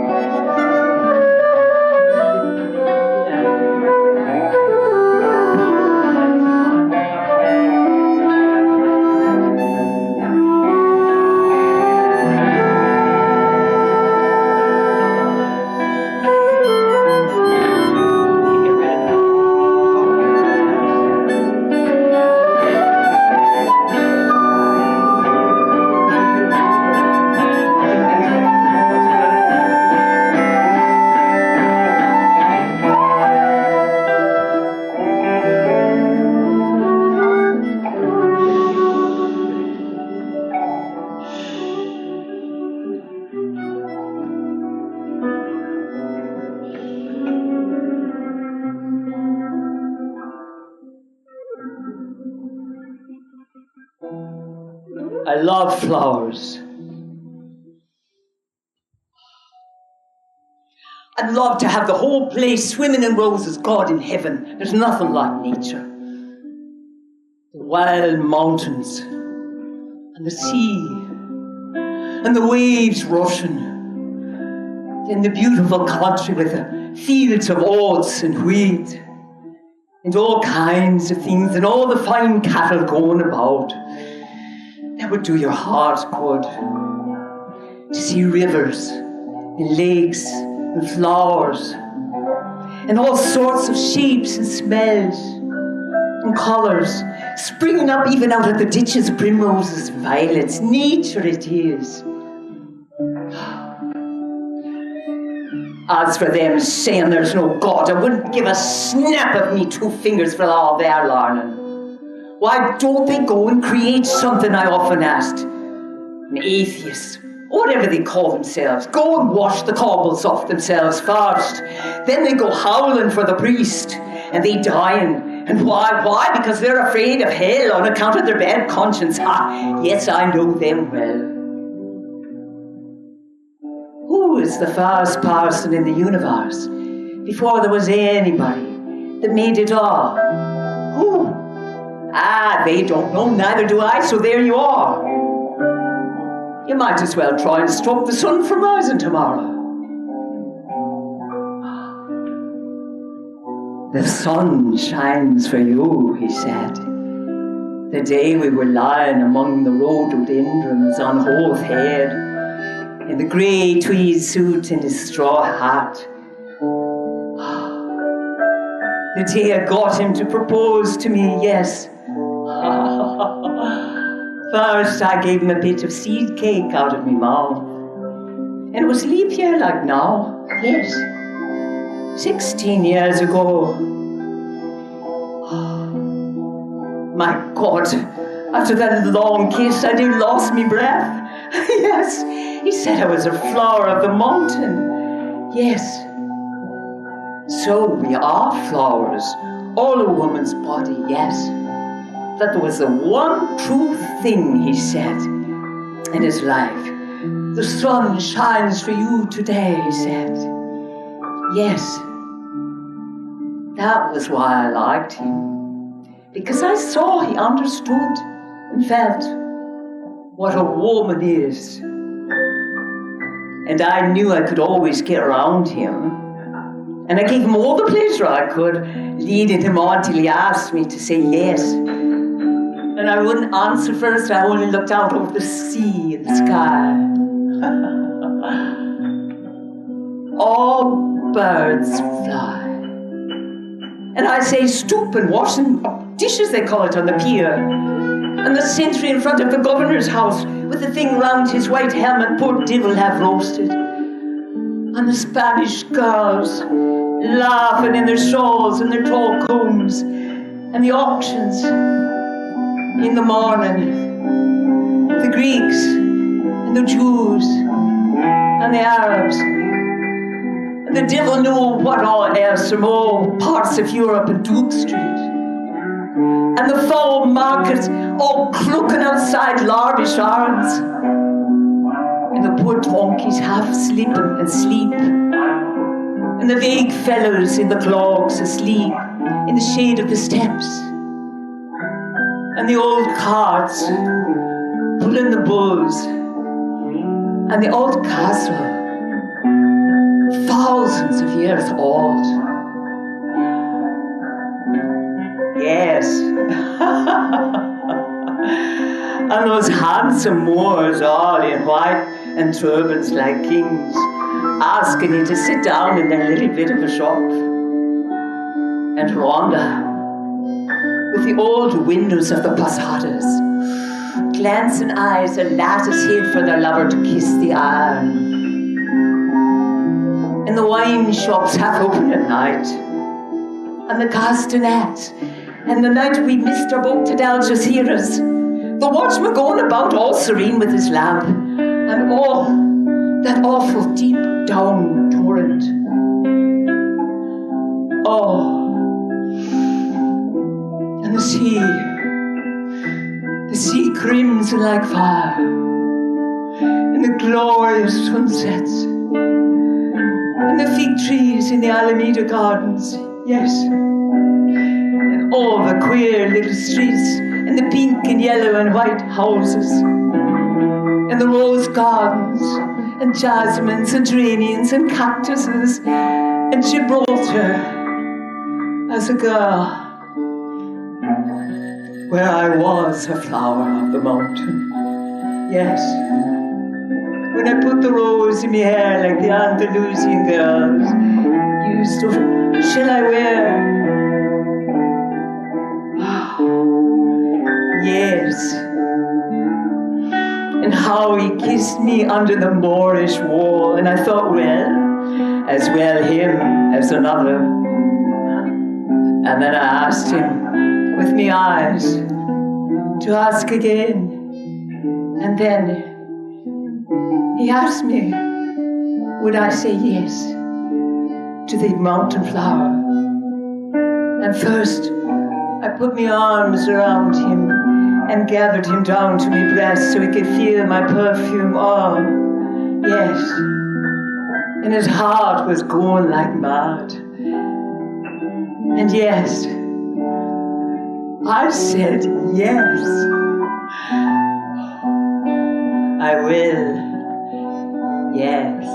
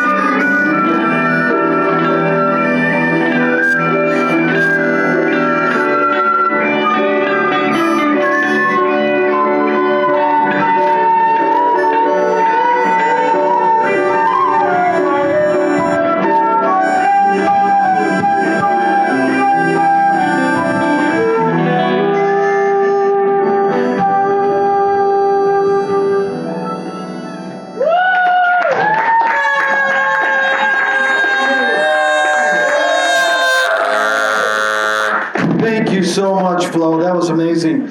You know, Lisa Robbins did that last year, and she got written up in the James Joyce Quarterly. And I was like, Lisa, we want somebody else to do it this year. And Susie goes, Flo. And I was like, good choice. What happened? Peggotty did it too. And guess what? Peggotty was fantastic as well. Yeah. Yes. It's a beautiful... You had Peggotty, who's actually like super Irish in black. It's a Joyce fest. And white. What a night. Yes, thank What a you. night. Yeah. Fantastic. Okay, we got lots more to do here. Jay, you ready, or you want to? Okay, so I wanted to tell you that what McLuhan learned from Finnegan's Wake is that you fall down and then you get back up. That's basically the whole idea behind Finnegan's Wake is how do you turn a weakness into a strength? How do you turn a rejection into a redirection? So this is where we go psychoanalysis. That's why Joyce put the word Freud and Jung in his book. We're so Freudian, we're so frightened, Freud, and Jung, we're so young and Freudian. This is for real. This is in the Wake, and it's because he wanted Carl Jung to deal with his daughter, Lucia, who was doing like Grateful Dead freeform Martha Graham dancing in front of James Joyce when he was writing Finnegan's Wake, and that's partly what inspired him. It's an amazing phenomenon, you know, whoever invented this thing called mental illness. You know, we're just all different, and what happens is someone comes along and says, oh, you're the shaman of the town. And then a few years later they go, no, you're the nutcase of the town. So, you know, like Susie's song says so well, everyone's normal in Venice. That's courtesy of Bill Burnett's title, but McLuhan nailed it. He said, My title. Your title? Oh, I'm sorry, I thought Bill's. Everyone's normal in Venice, but it's sort of what McLuhan learned also from Finnegan's Wake was you can't prove you're sane unless you have discharge papers from a mental hospital. So, you know, you could frame them and put them on your wall and say, hey, dude, I got discharged from a mental hospital. That means I am sane. Hey, Greg, are you ready to read? You got some for me to read? I'll read it. I will set you up after Jay. Jay, you ready? Okay, so we're going to have Jay read, and then we're going to have the great Greg pull up. This guy is these guys are famous, man. You guys are lucky. I mean, Jay here has been in films with Marty Scorsese, Michael Keaton, George Clooney. Like, he's a great actor. No, this Jay is a great actor, and we're lucky to have him read some more from Bill's book. And then we'll have Greg, who's been on Amy Goodman, you know. Have you been on Carolyn Casey's show yet? Carolyn Casey should have you on her show, Greg, because she is Amy Goodman on mushrooms. If you haven't heard Carolyn Casey, you should. So, here we go. Jay, you ready? All right, here we go. Another definition from this Finnegan's Wake lectionary. Let's let James Joyce jazz up our vocabulary again. What am I doing here? I don't even like Joyce. Jerry? I know it. I like the environment that Joyce has created this evening. Like Milo O'Shea, great actor. There he is. Here he is. Doing some acting up there. Annihilation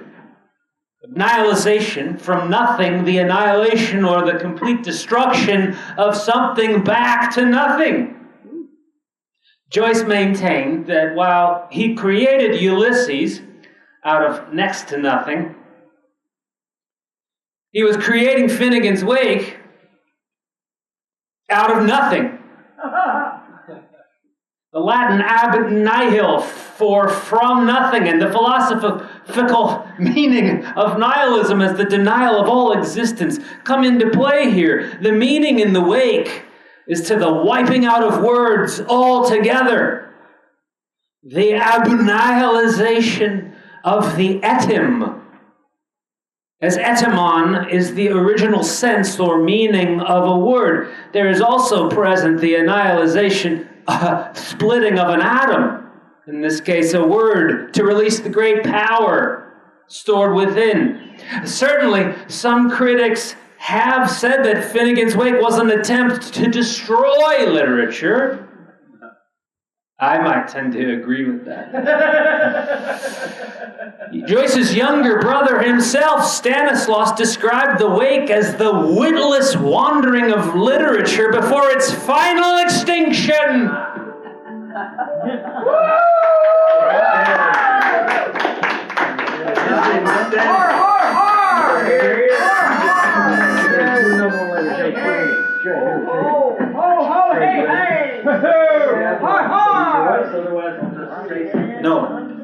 No, you can say something, but we're going to have Greg Palace. This guy he's part of the way we're going to save the United States of America. If you haven't gone to Greg Palace's website, seen his movies, read his books, you should. Greg, it's an honor to have you here.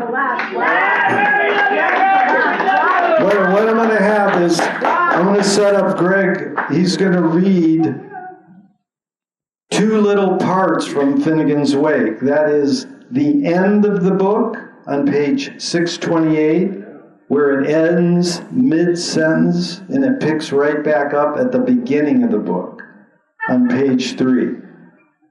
Before he reads it, I'm going to tell you three things. This is Jack Kerouac said his motive was to make a try at the spontaneous Finnegan's Wake with the sounds of the universe itself as the plot, with all its mental association, puns, word mixes from various languages scribbled out in a strictly intuitional discipline at breakneck speed.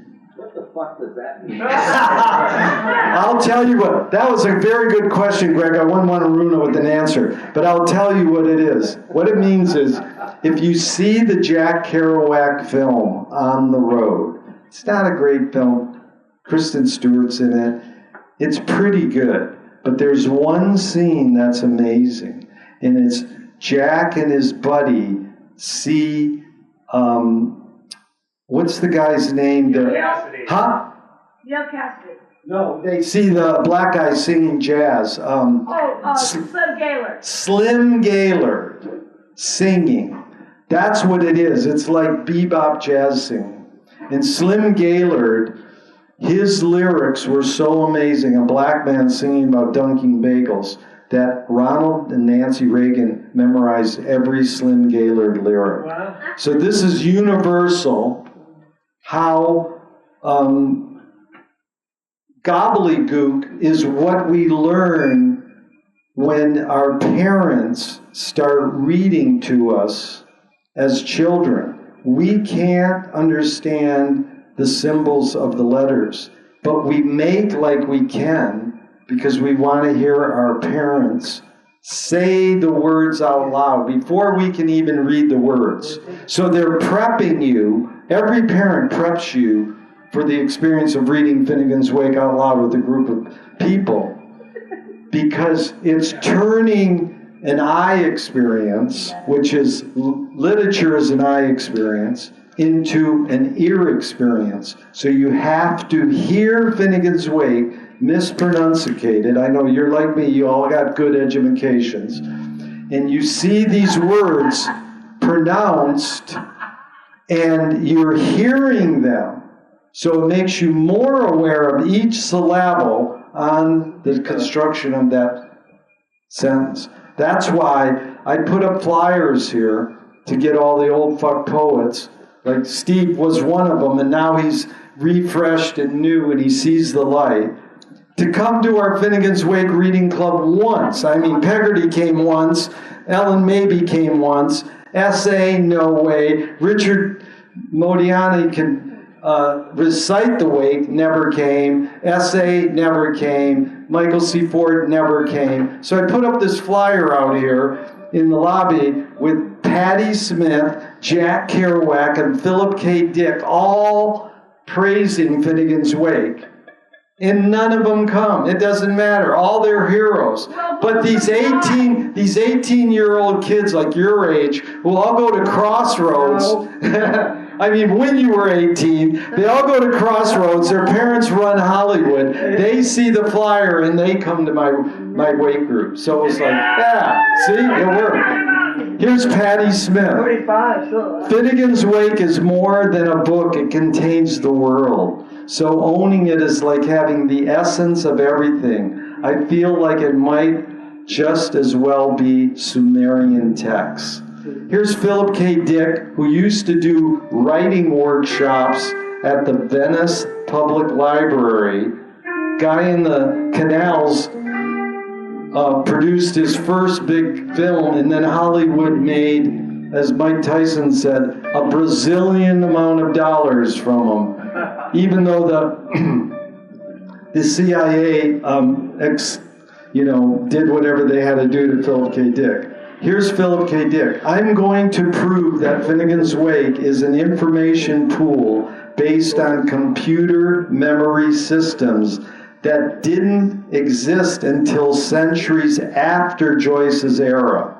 That Joyce was plugged into a cosmic consciousness from which he derived the inspiration for his entire corpus of work. That's extending the body with our inventions. Craig, here you go. Craig, here you go. This is page 628, and then that's where page 3 starts, and you end there. Thank you so much. Hi, my name's Greg Callis. Since I didn't bring my glasses, I don't know if I can accomplish that. Let's see, these cheaters. They're reading well. I'll fake it. But thank you. So, hey, thank you for this wonderful Bloomsday. And I kind of agree with Ezra Pound that Finnegan's Wake is just decadence. But decadence. But you're forced to read it. Would you want that higher? I guess, well, you can hear me. There's only 6 of us here. I don't even need a microphone. So I'll tell you what. I'm going to cheat. Fuck all this. Because this is... Give me a little more. Don't just tune your fucking... Give me a minute. Oh, yeah. Thank you. Bring it up. Bring it up. Bring it up. So I'm going to tell you about my last experience at Beyond Baroque 60 years ago. Almost 60, right? And I was a young asshole poet, 15, and there was this guy. All the rest of us were drinking herbal tea. There was a guy who kept drinking beer, which we associate only with fascists. And he was a postman named Charles Bukowski, and my best friend was living with him. And Bukowski was telling us that this was a time, when he was experimenting, writing his book Women, and he said he was on top of a young groupie, and he was having a wonderful time. But he looked down at her face, and she had just the worst, sourest look on her face, even though he was having a good time. And then he realized, he told us, that he was actually fucking his own beer belly. Now, it was years later that I realized that was impossible. Not because he didn't have a belly, but he didn't have a groupie. It was before he hit it. telling us? He was telling us 15, 16-year-old poetry punks who thought we understood everything and we're the next wave. He's telling us sometimes you think you're making love to the muse, but you're just fucking with yourself. And it took years for me to realize what he had been telling us. So the question is Jimmy Joyce fucking with himself or with us or what? That's a good question. So this is from page 528 of Finnegan's Wake, Sad and Weary. I go back to you, my cold father. My cold, mad father. My cold, mad fairy father, till the near sight of the mere size of him, the moils and moils of it, moaning makes me sea silt, salt sick, and I rush my only into your arms. I see them rising. Save me from these terrible prongs. 2 more. 1, 2. Mormons more. So, Abba Labal, my leaves have drifted from me all.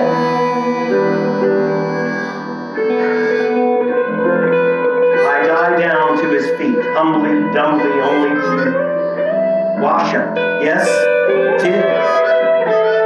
There's where first we pass through grass behind a bush to whoosh, a gull, fats, far calls, coming far, and hear us them fin again, take bust of thee, many morants, till 1,000 envy, lips, the keys too, given, and away alone, alas, the love long the riverman run past even Adams, from swerve of shore to bend of bay, brings us to the commodious viscous of recirculation back to the Howth Castle and environs. That's the circle of Joyce. Which, I gotta tell you about Mr. McElhaney.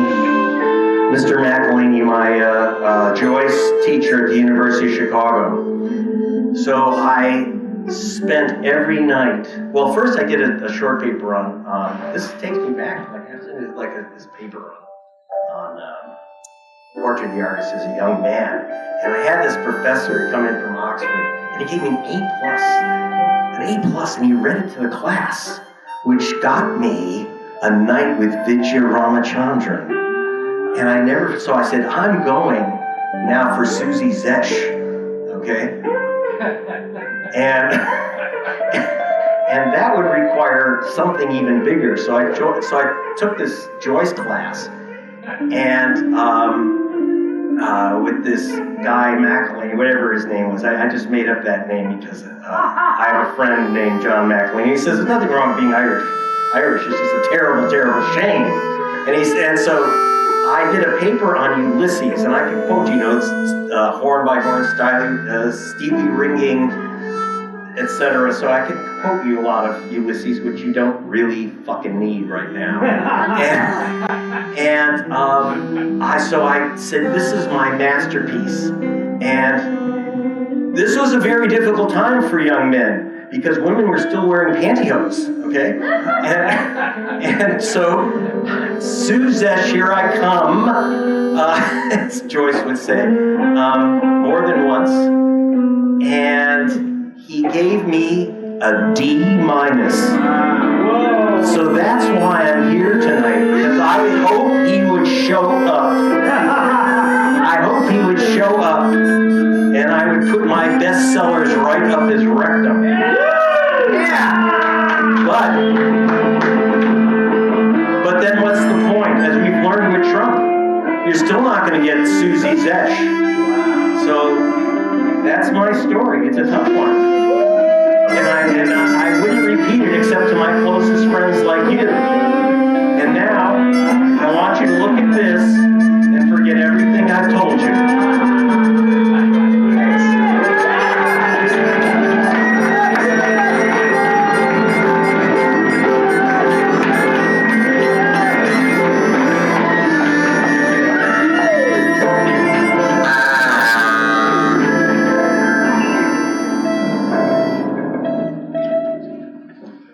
This next song was written by the great Gil Scott Heron.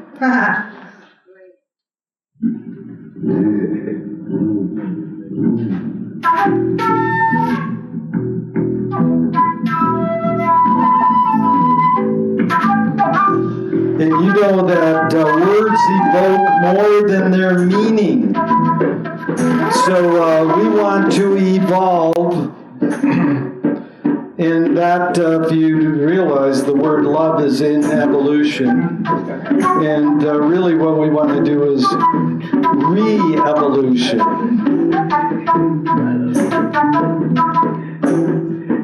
You will not be able to stay home, brother. You will not be able to plug in, turn on, and cop out.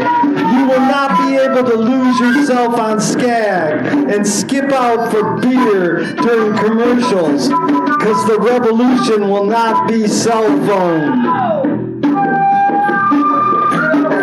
The revolution will not be Zoom. The revolution will not be brought to you by Xerox in 4 parts without commercial interruptions. The revolution will not show you pictures of, I won't even say his name, running tanks up your ass. The MC5 said it best. It takes about 5 seconds to decide whether you want to be part of the road or the steamroller. To eat hog maws confiscated from a Harlem sanctuary, the revolution will not be Skyped. The revolution will not be brought to you by Schaefer Award Theater and will not star Natalie Woods or Steve McQueen or Bullwinkle and Julia. The revolution will not give your mouth sex appeal. The revolution will not get rid of the nubs. The revolution will not make you look 5 pounds thinner, because the revolution will not be cell phone, brother. There will be no pictures of you and Willie Mae pushing that shopping cart down the block on the dead run, or trying to slide that color TV into a stolen Waymo. NBC will not be able to predict the winner at 8:32 on report from 29 districts, because the revolution will not be televised. There will be no pictures of pigs shooting down brothers on the instant replay.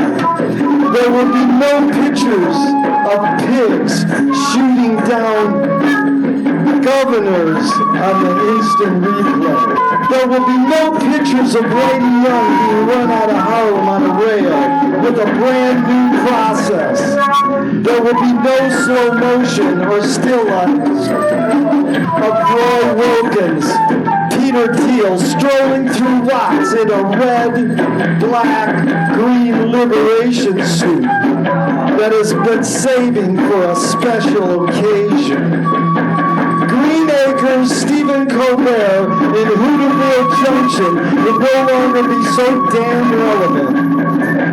And women will not care if Dick got down with Jane on Search for Tomorrow, because black people will be in the street looking for a brighter day. The revolution will not be cell phoneized. There will be no highlights on the 11 o'clock news, no pictures of hairy-armed women liberationists and Jackie Onassis blowing her nose. The theme song will not be written by Smashing Pumpkins or Dave Matthews, nor sung by Jacob Collier, Tom Jones, Johnny Cash, Humperdinck Humpernickel, or The Rare Earth. The revolution will not be televised. The revolution will not be right back. After a message about a white tornado, white lightning, or white people. You will not have to worry about a dove in your bedroom, the tiger in your tank, or the giant in your toilet bowl. The revolution will not go better with rum and coke. The revolution will not fight germs that cause you bad breath or to shop at Erewhon. The revolution will put you in the driver's seat. The revolution will not be televised, will not be Waymo'd, will not be televised. The revolution will be no rerun, brothers and sisters.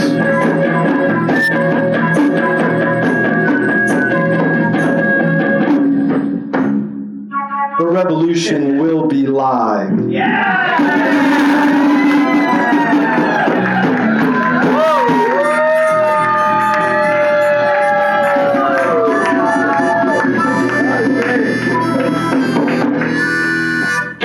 Yeah, and if you haven't seen Questlove's movie on Sly Stone, you should, because it's all about how our culture fucks up all these black geniuses who write these amazing songs like Gil Scott-Heron, Sly Stone, James Brown, P-Funk, George Clinton, and they're sort of destroyed by our culture. So, occasionally one sneaks through and makes it, and that's why when we saw Questlove show Sly Stone, he feels guilty because he's black and he's made it.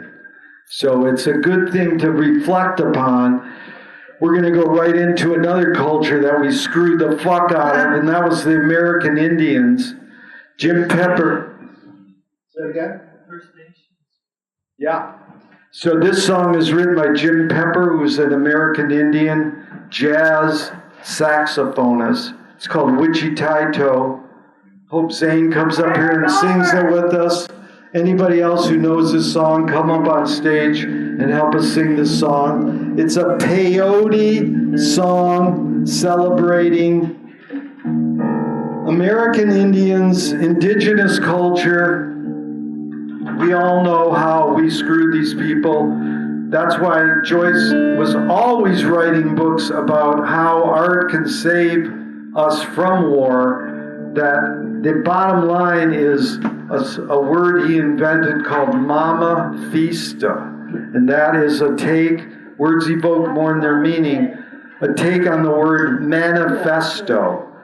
And it's rooted in Maria Gambudist and Rian Eisler, who wrote The Chalice and the Blade, and that all you stupid fuck sheeple who think that we're hardwired for violence, you're wrong. We're hardwired for cooperation, and we have to stress that. That's why he used the word mama fista. So the mother is giving birth, and that's what we need to do, is nourish each other and give each other birth for peace.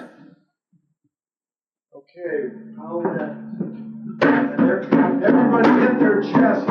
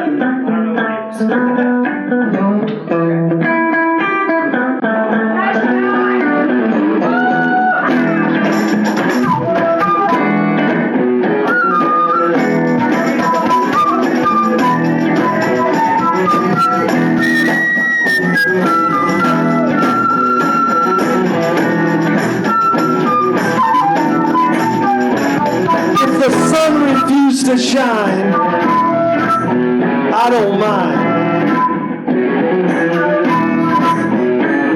If the mountains fall to the sea, let it be, it ain't me.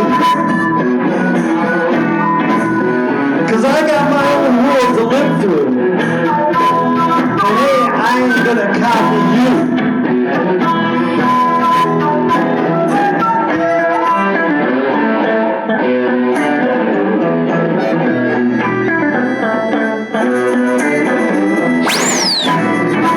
Now if I turn 6 to 9, I don't mind, I don't mind. If all the hippies cut off all their hair, I don't care, I don't care.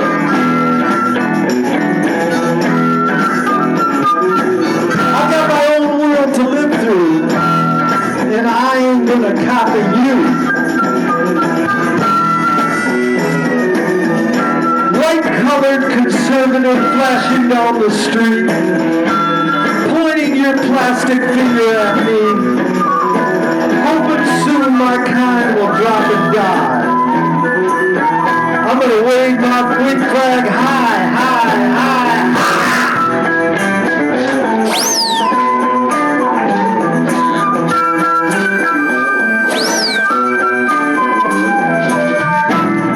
Fall mountains, just don't fall on me. Right on, Mr. Businessman, you can't dress like me. Dream stride, don't nobody know what I'm talking about. I got my own life to live. I'm the one that's gotta die when it's time for me to die. So let me live my life the way I want to.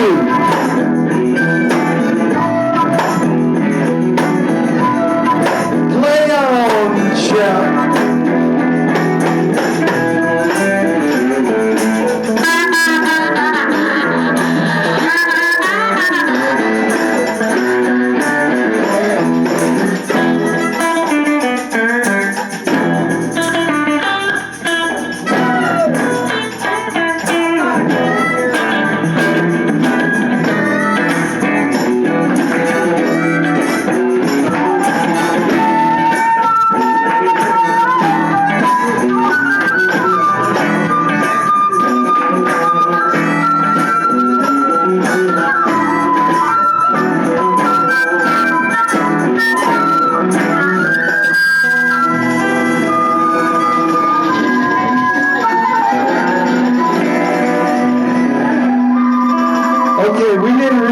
That this great songwriter Shep took the song Maggot Brain and wrote. Don't say I took the song Maggot Brain.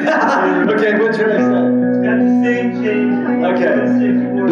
The same changes as Maggot Brain are the same changes for Shep's song, The Ballad of Gumby. Now you ask, how is Gumby related to James Joyce? Easy. The guy... He's green. He's green, he's Irish, but the guy who created Gumby took LSD. Art Clokey, she knows it. It's like when kids started watching Ren and Stimpy, the parent would go, dude, this is like what happened to me when I took acid in college.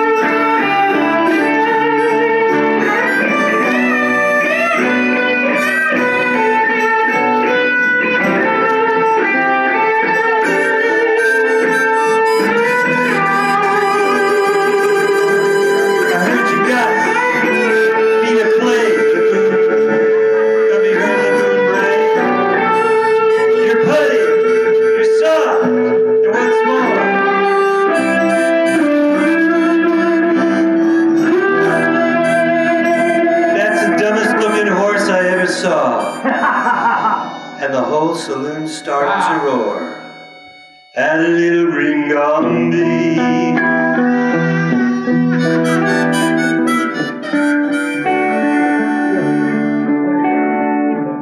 You can laugh and joke, Gumby smiled as he spoke. But don't you pick on my pony pal, Pokey. That's right, don't do it. The goon jumped to his feet and said, meet me out in the street and Gumby obliged. With a courage. Hokey dokey.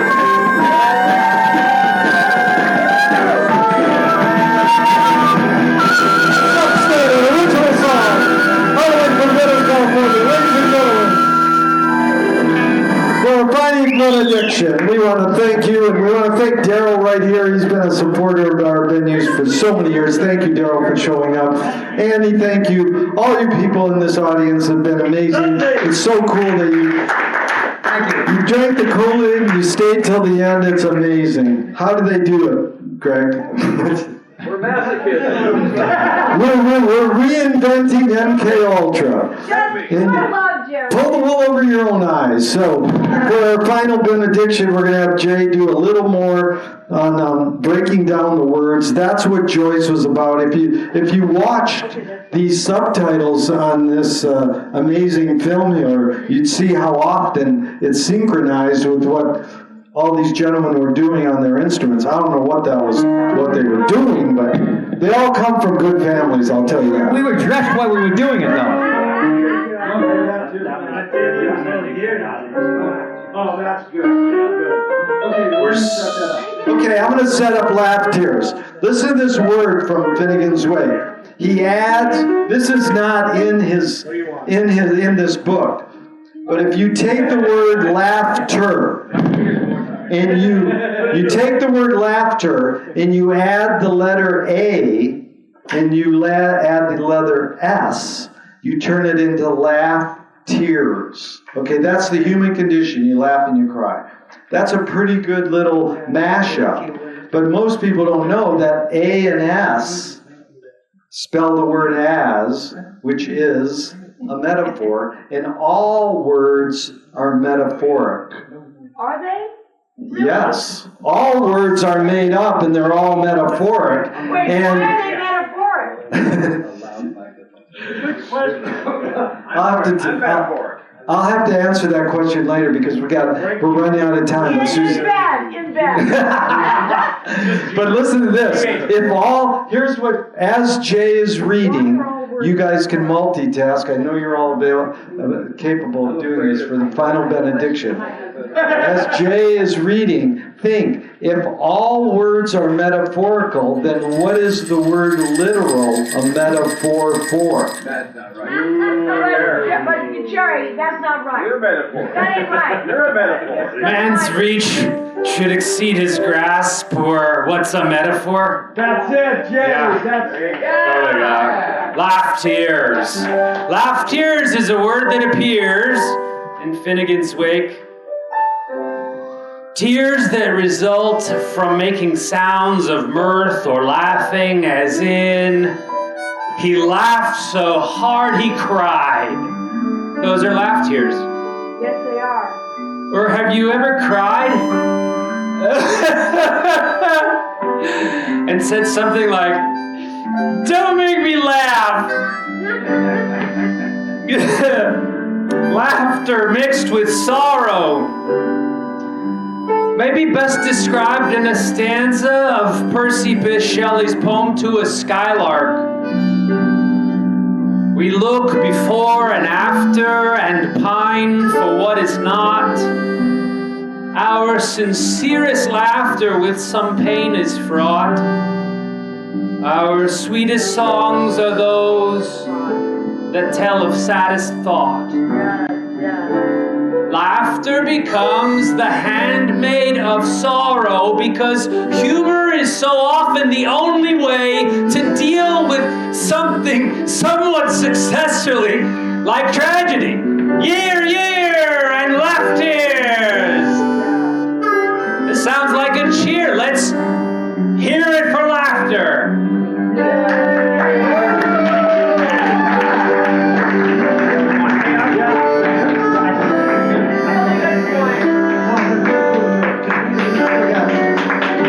Listen, that was an amazing ending, but we're going to double the ending here because here's another word. So there's special words in the wake. They're like the DNA. You don't have to spend 40 years of your life reading one book. You can just read one word. And that was laugh tears. It's like DNA. Forget 628 pages of words. Just read one word.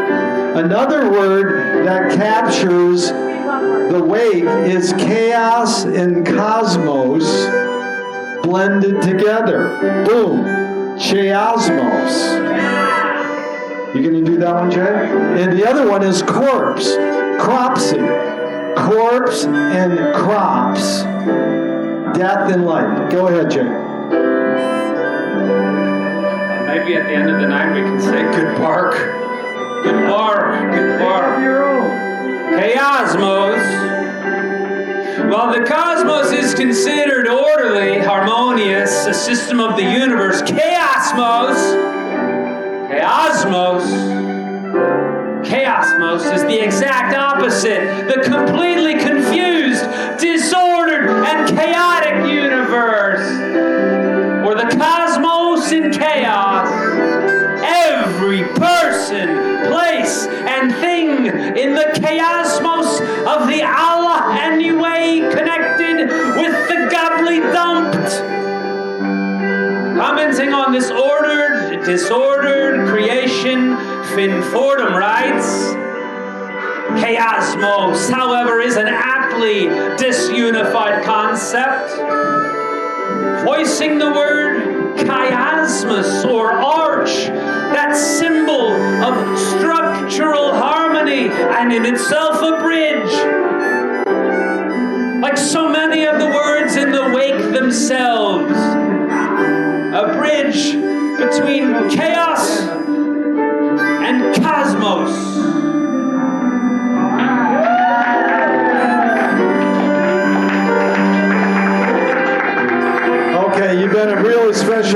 dance. I promise this to last from 6 to 9. Hint, hint. So we're going to bring the great Zane back up and do Jim Dandy one more time. So that means you all have Jim Dandy. So you all have to sing. Go, Jim Dandy, go. Watch me. I'm going to direct you. You got to really lay into it. And as George Clinton would say, we got to tear the roof off this mother sucker. So we got to really. Get Susie up here. Yeah, Susie's gonna sing from there or up here. She will. Watch.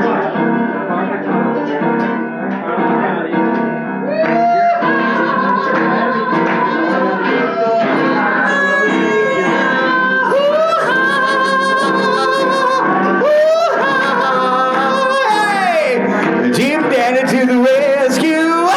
Jim Daddy to the rescue! Jim Daddy to the rescue! Oh, Jim Daddy, go! I found myself on the mountain top, feel 1,000 feet to drop. I hold a cone in a wholesome while, I keep it down and with a smile. Jim Daddy to the rescue! Jim Daddy to the rescue! Jim Daddy to the rescue! Jim Daddy to the rescue! I fell down at a girl named Sue. I saw jeans and the feeling blue. I couldn't leave her well behind. Just standing and rolling by. Jim Daddy to the rescue! Jim Daddy, go, go, go! Jim Daddy to the rescue! Jim Daddy to the rescue! Jim Daddy to the rescue! Jim Daddy, go! Kick it!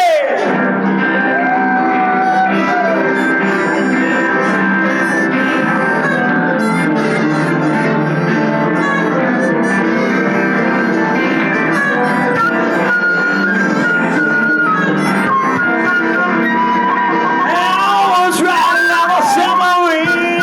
I got a call from a mermaid queen. The girl told me to fishing line. So she did the rest of mine. Jim Daddy to the rescue. Jim Daddy. Oh, Jim Daddy to the rescue. Jim Daddy to the rescue. Jim Daddy to the rescue. Jim Daddy to the rescue. One more Jim Daddy to the rescue. Come on! Jim Daddy, go!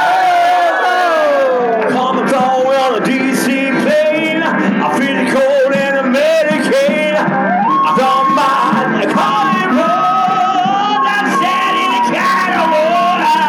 Jim Daddy to the rescue. Jim Daddy, go! Jim Daddy! Jim Daddy!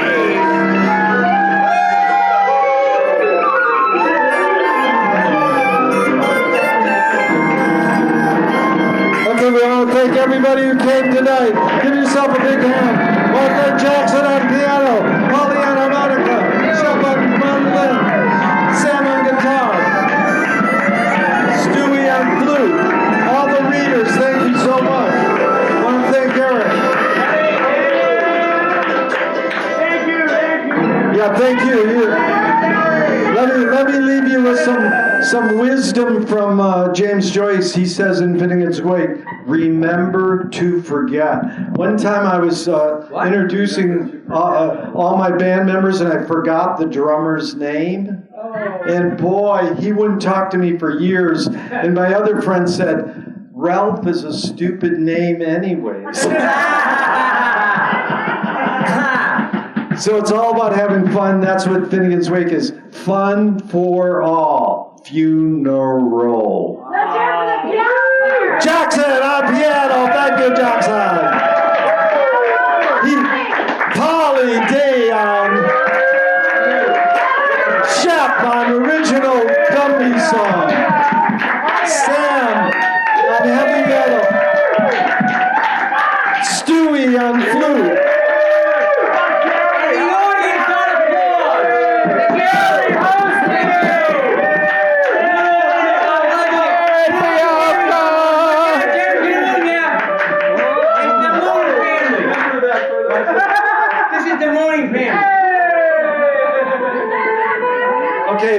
help clean up. We appreciate it. Thank you, Eric, for all that you do for Venice. Thank you, Eric. Now, this tape, 3 hours, will be on YouTube soon. Make sure it doesn't go viral. Do not circulate it to anyone. And whatever you do, don't give our website out to anyone. Not sold, Jerry. Not Eric, I'm just saying. And again, thank you, Jerry. Huh. Yeah. I'm going to take you out to dinner. Because I still owe you something for your birthday. Mom. Okay? All right. Thank you for everything. The sound sounded great tonight. It was good. Yeah, I got my handy dandy harmonica.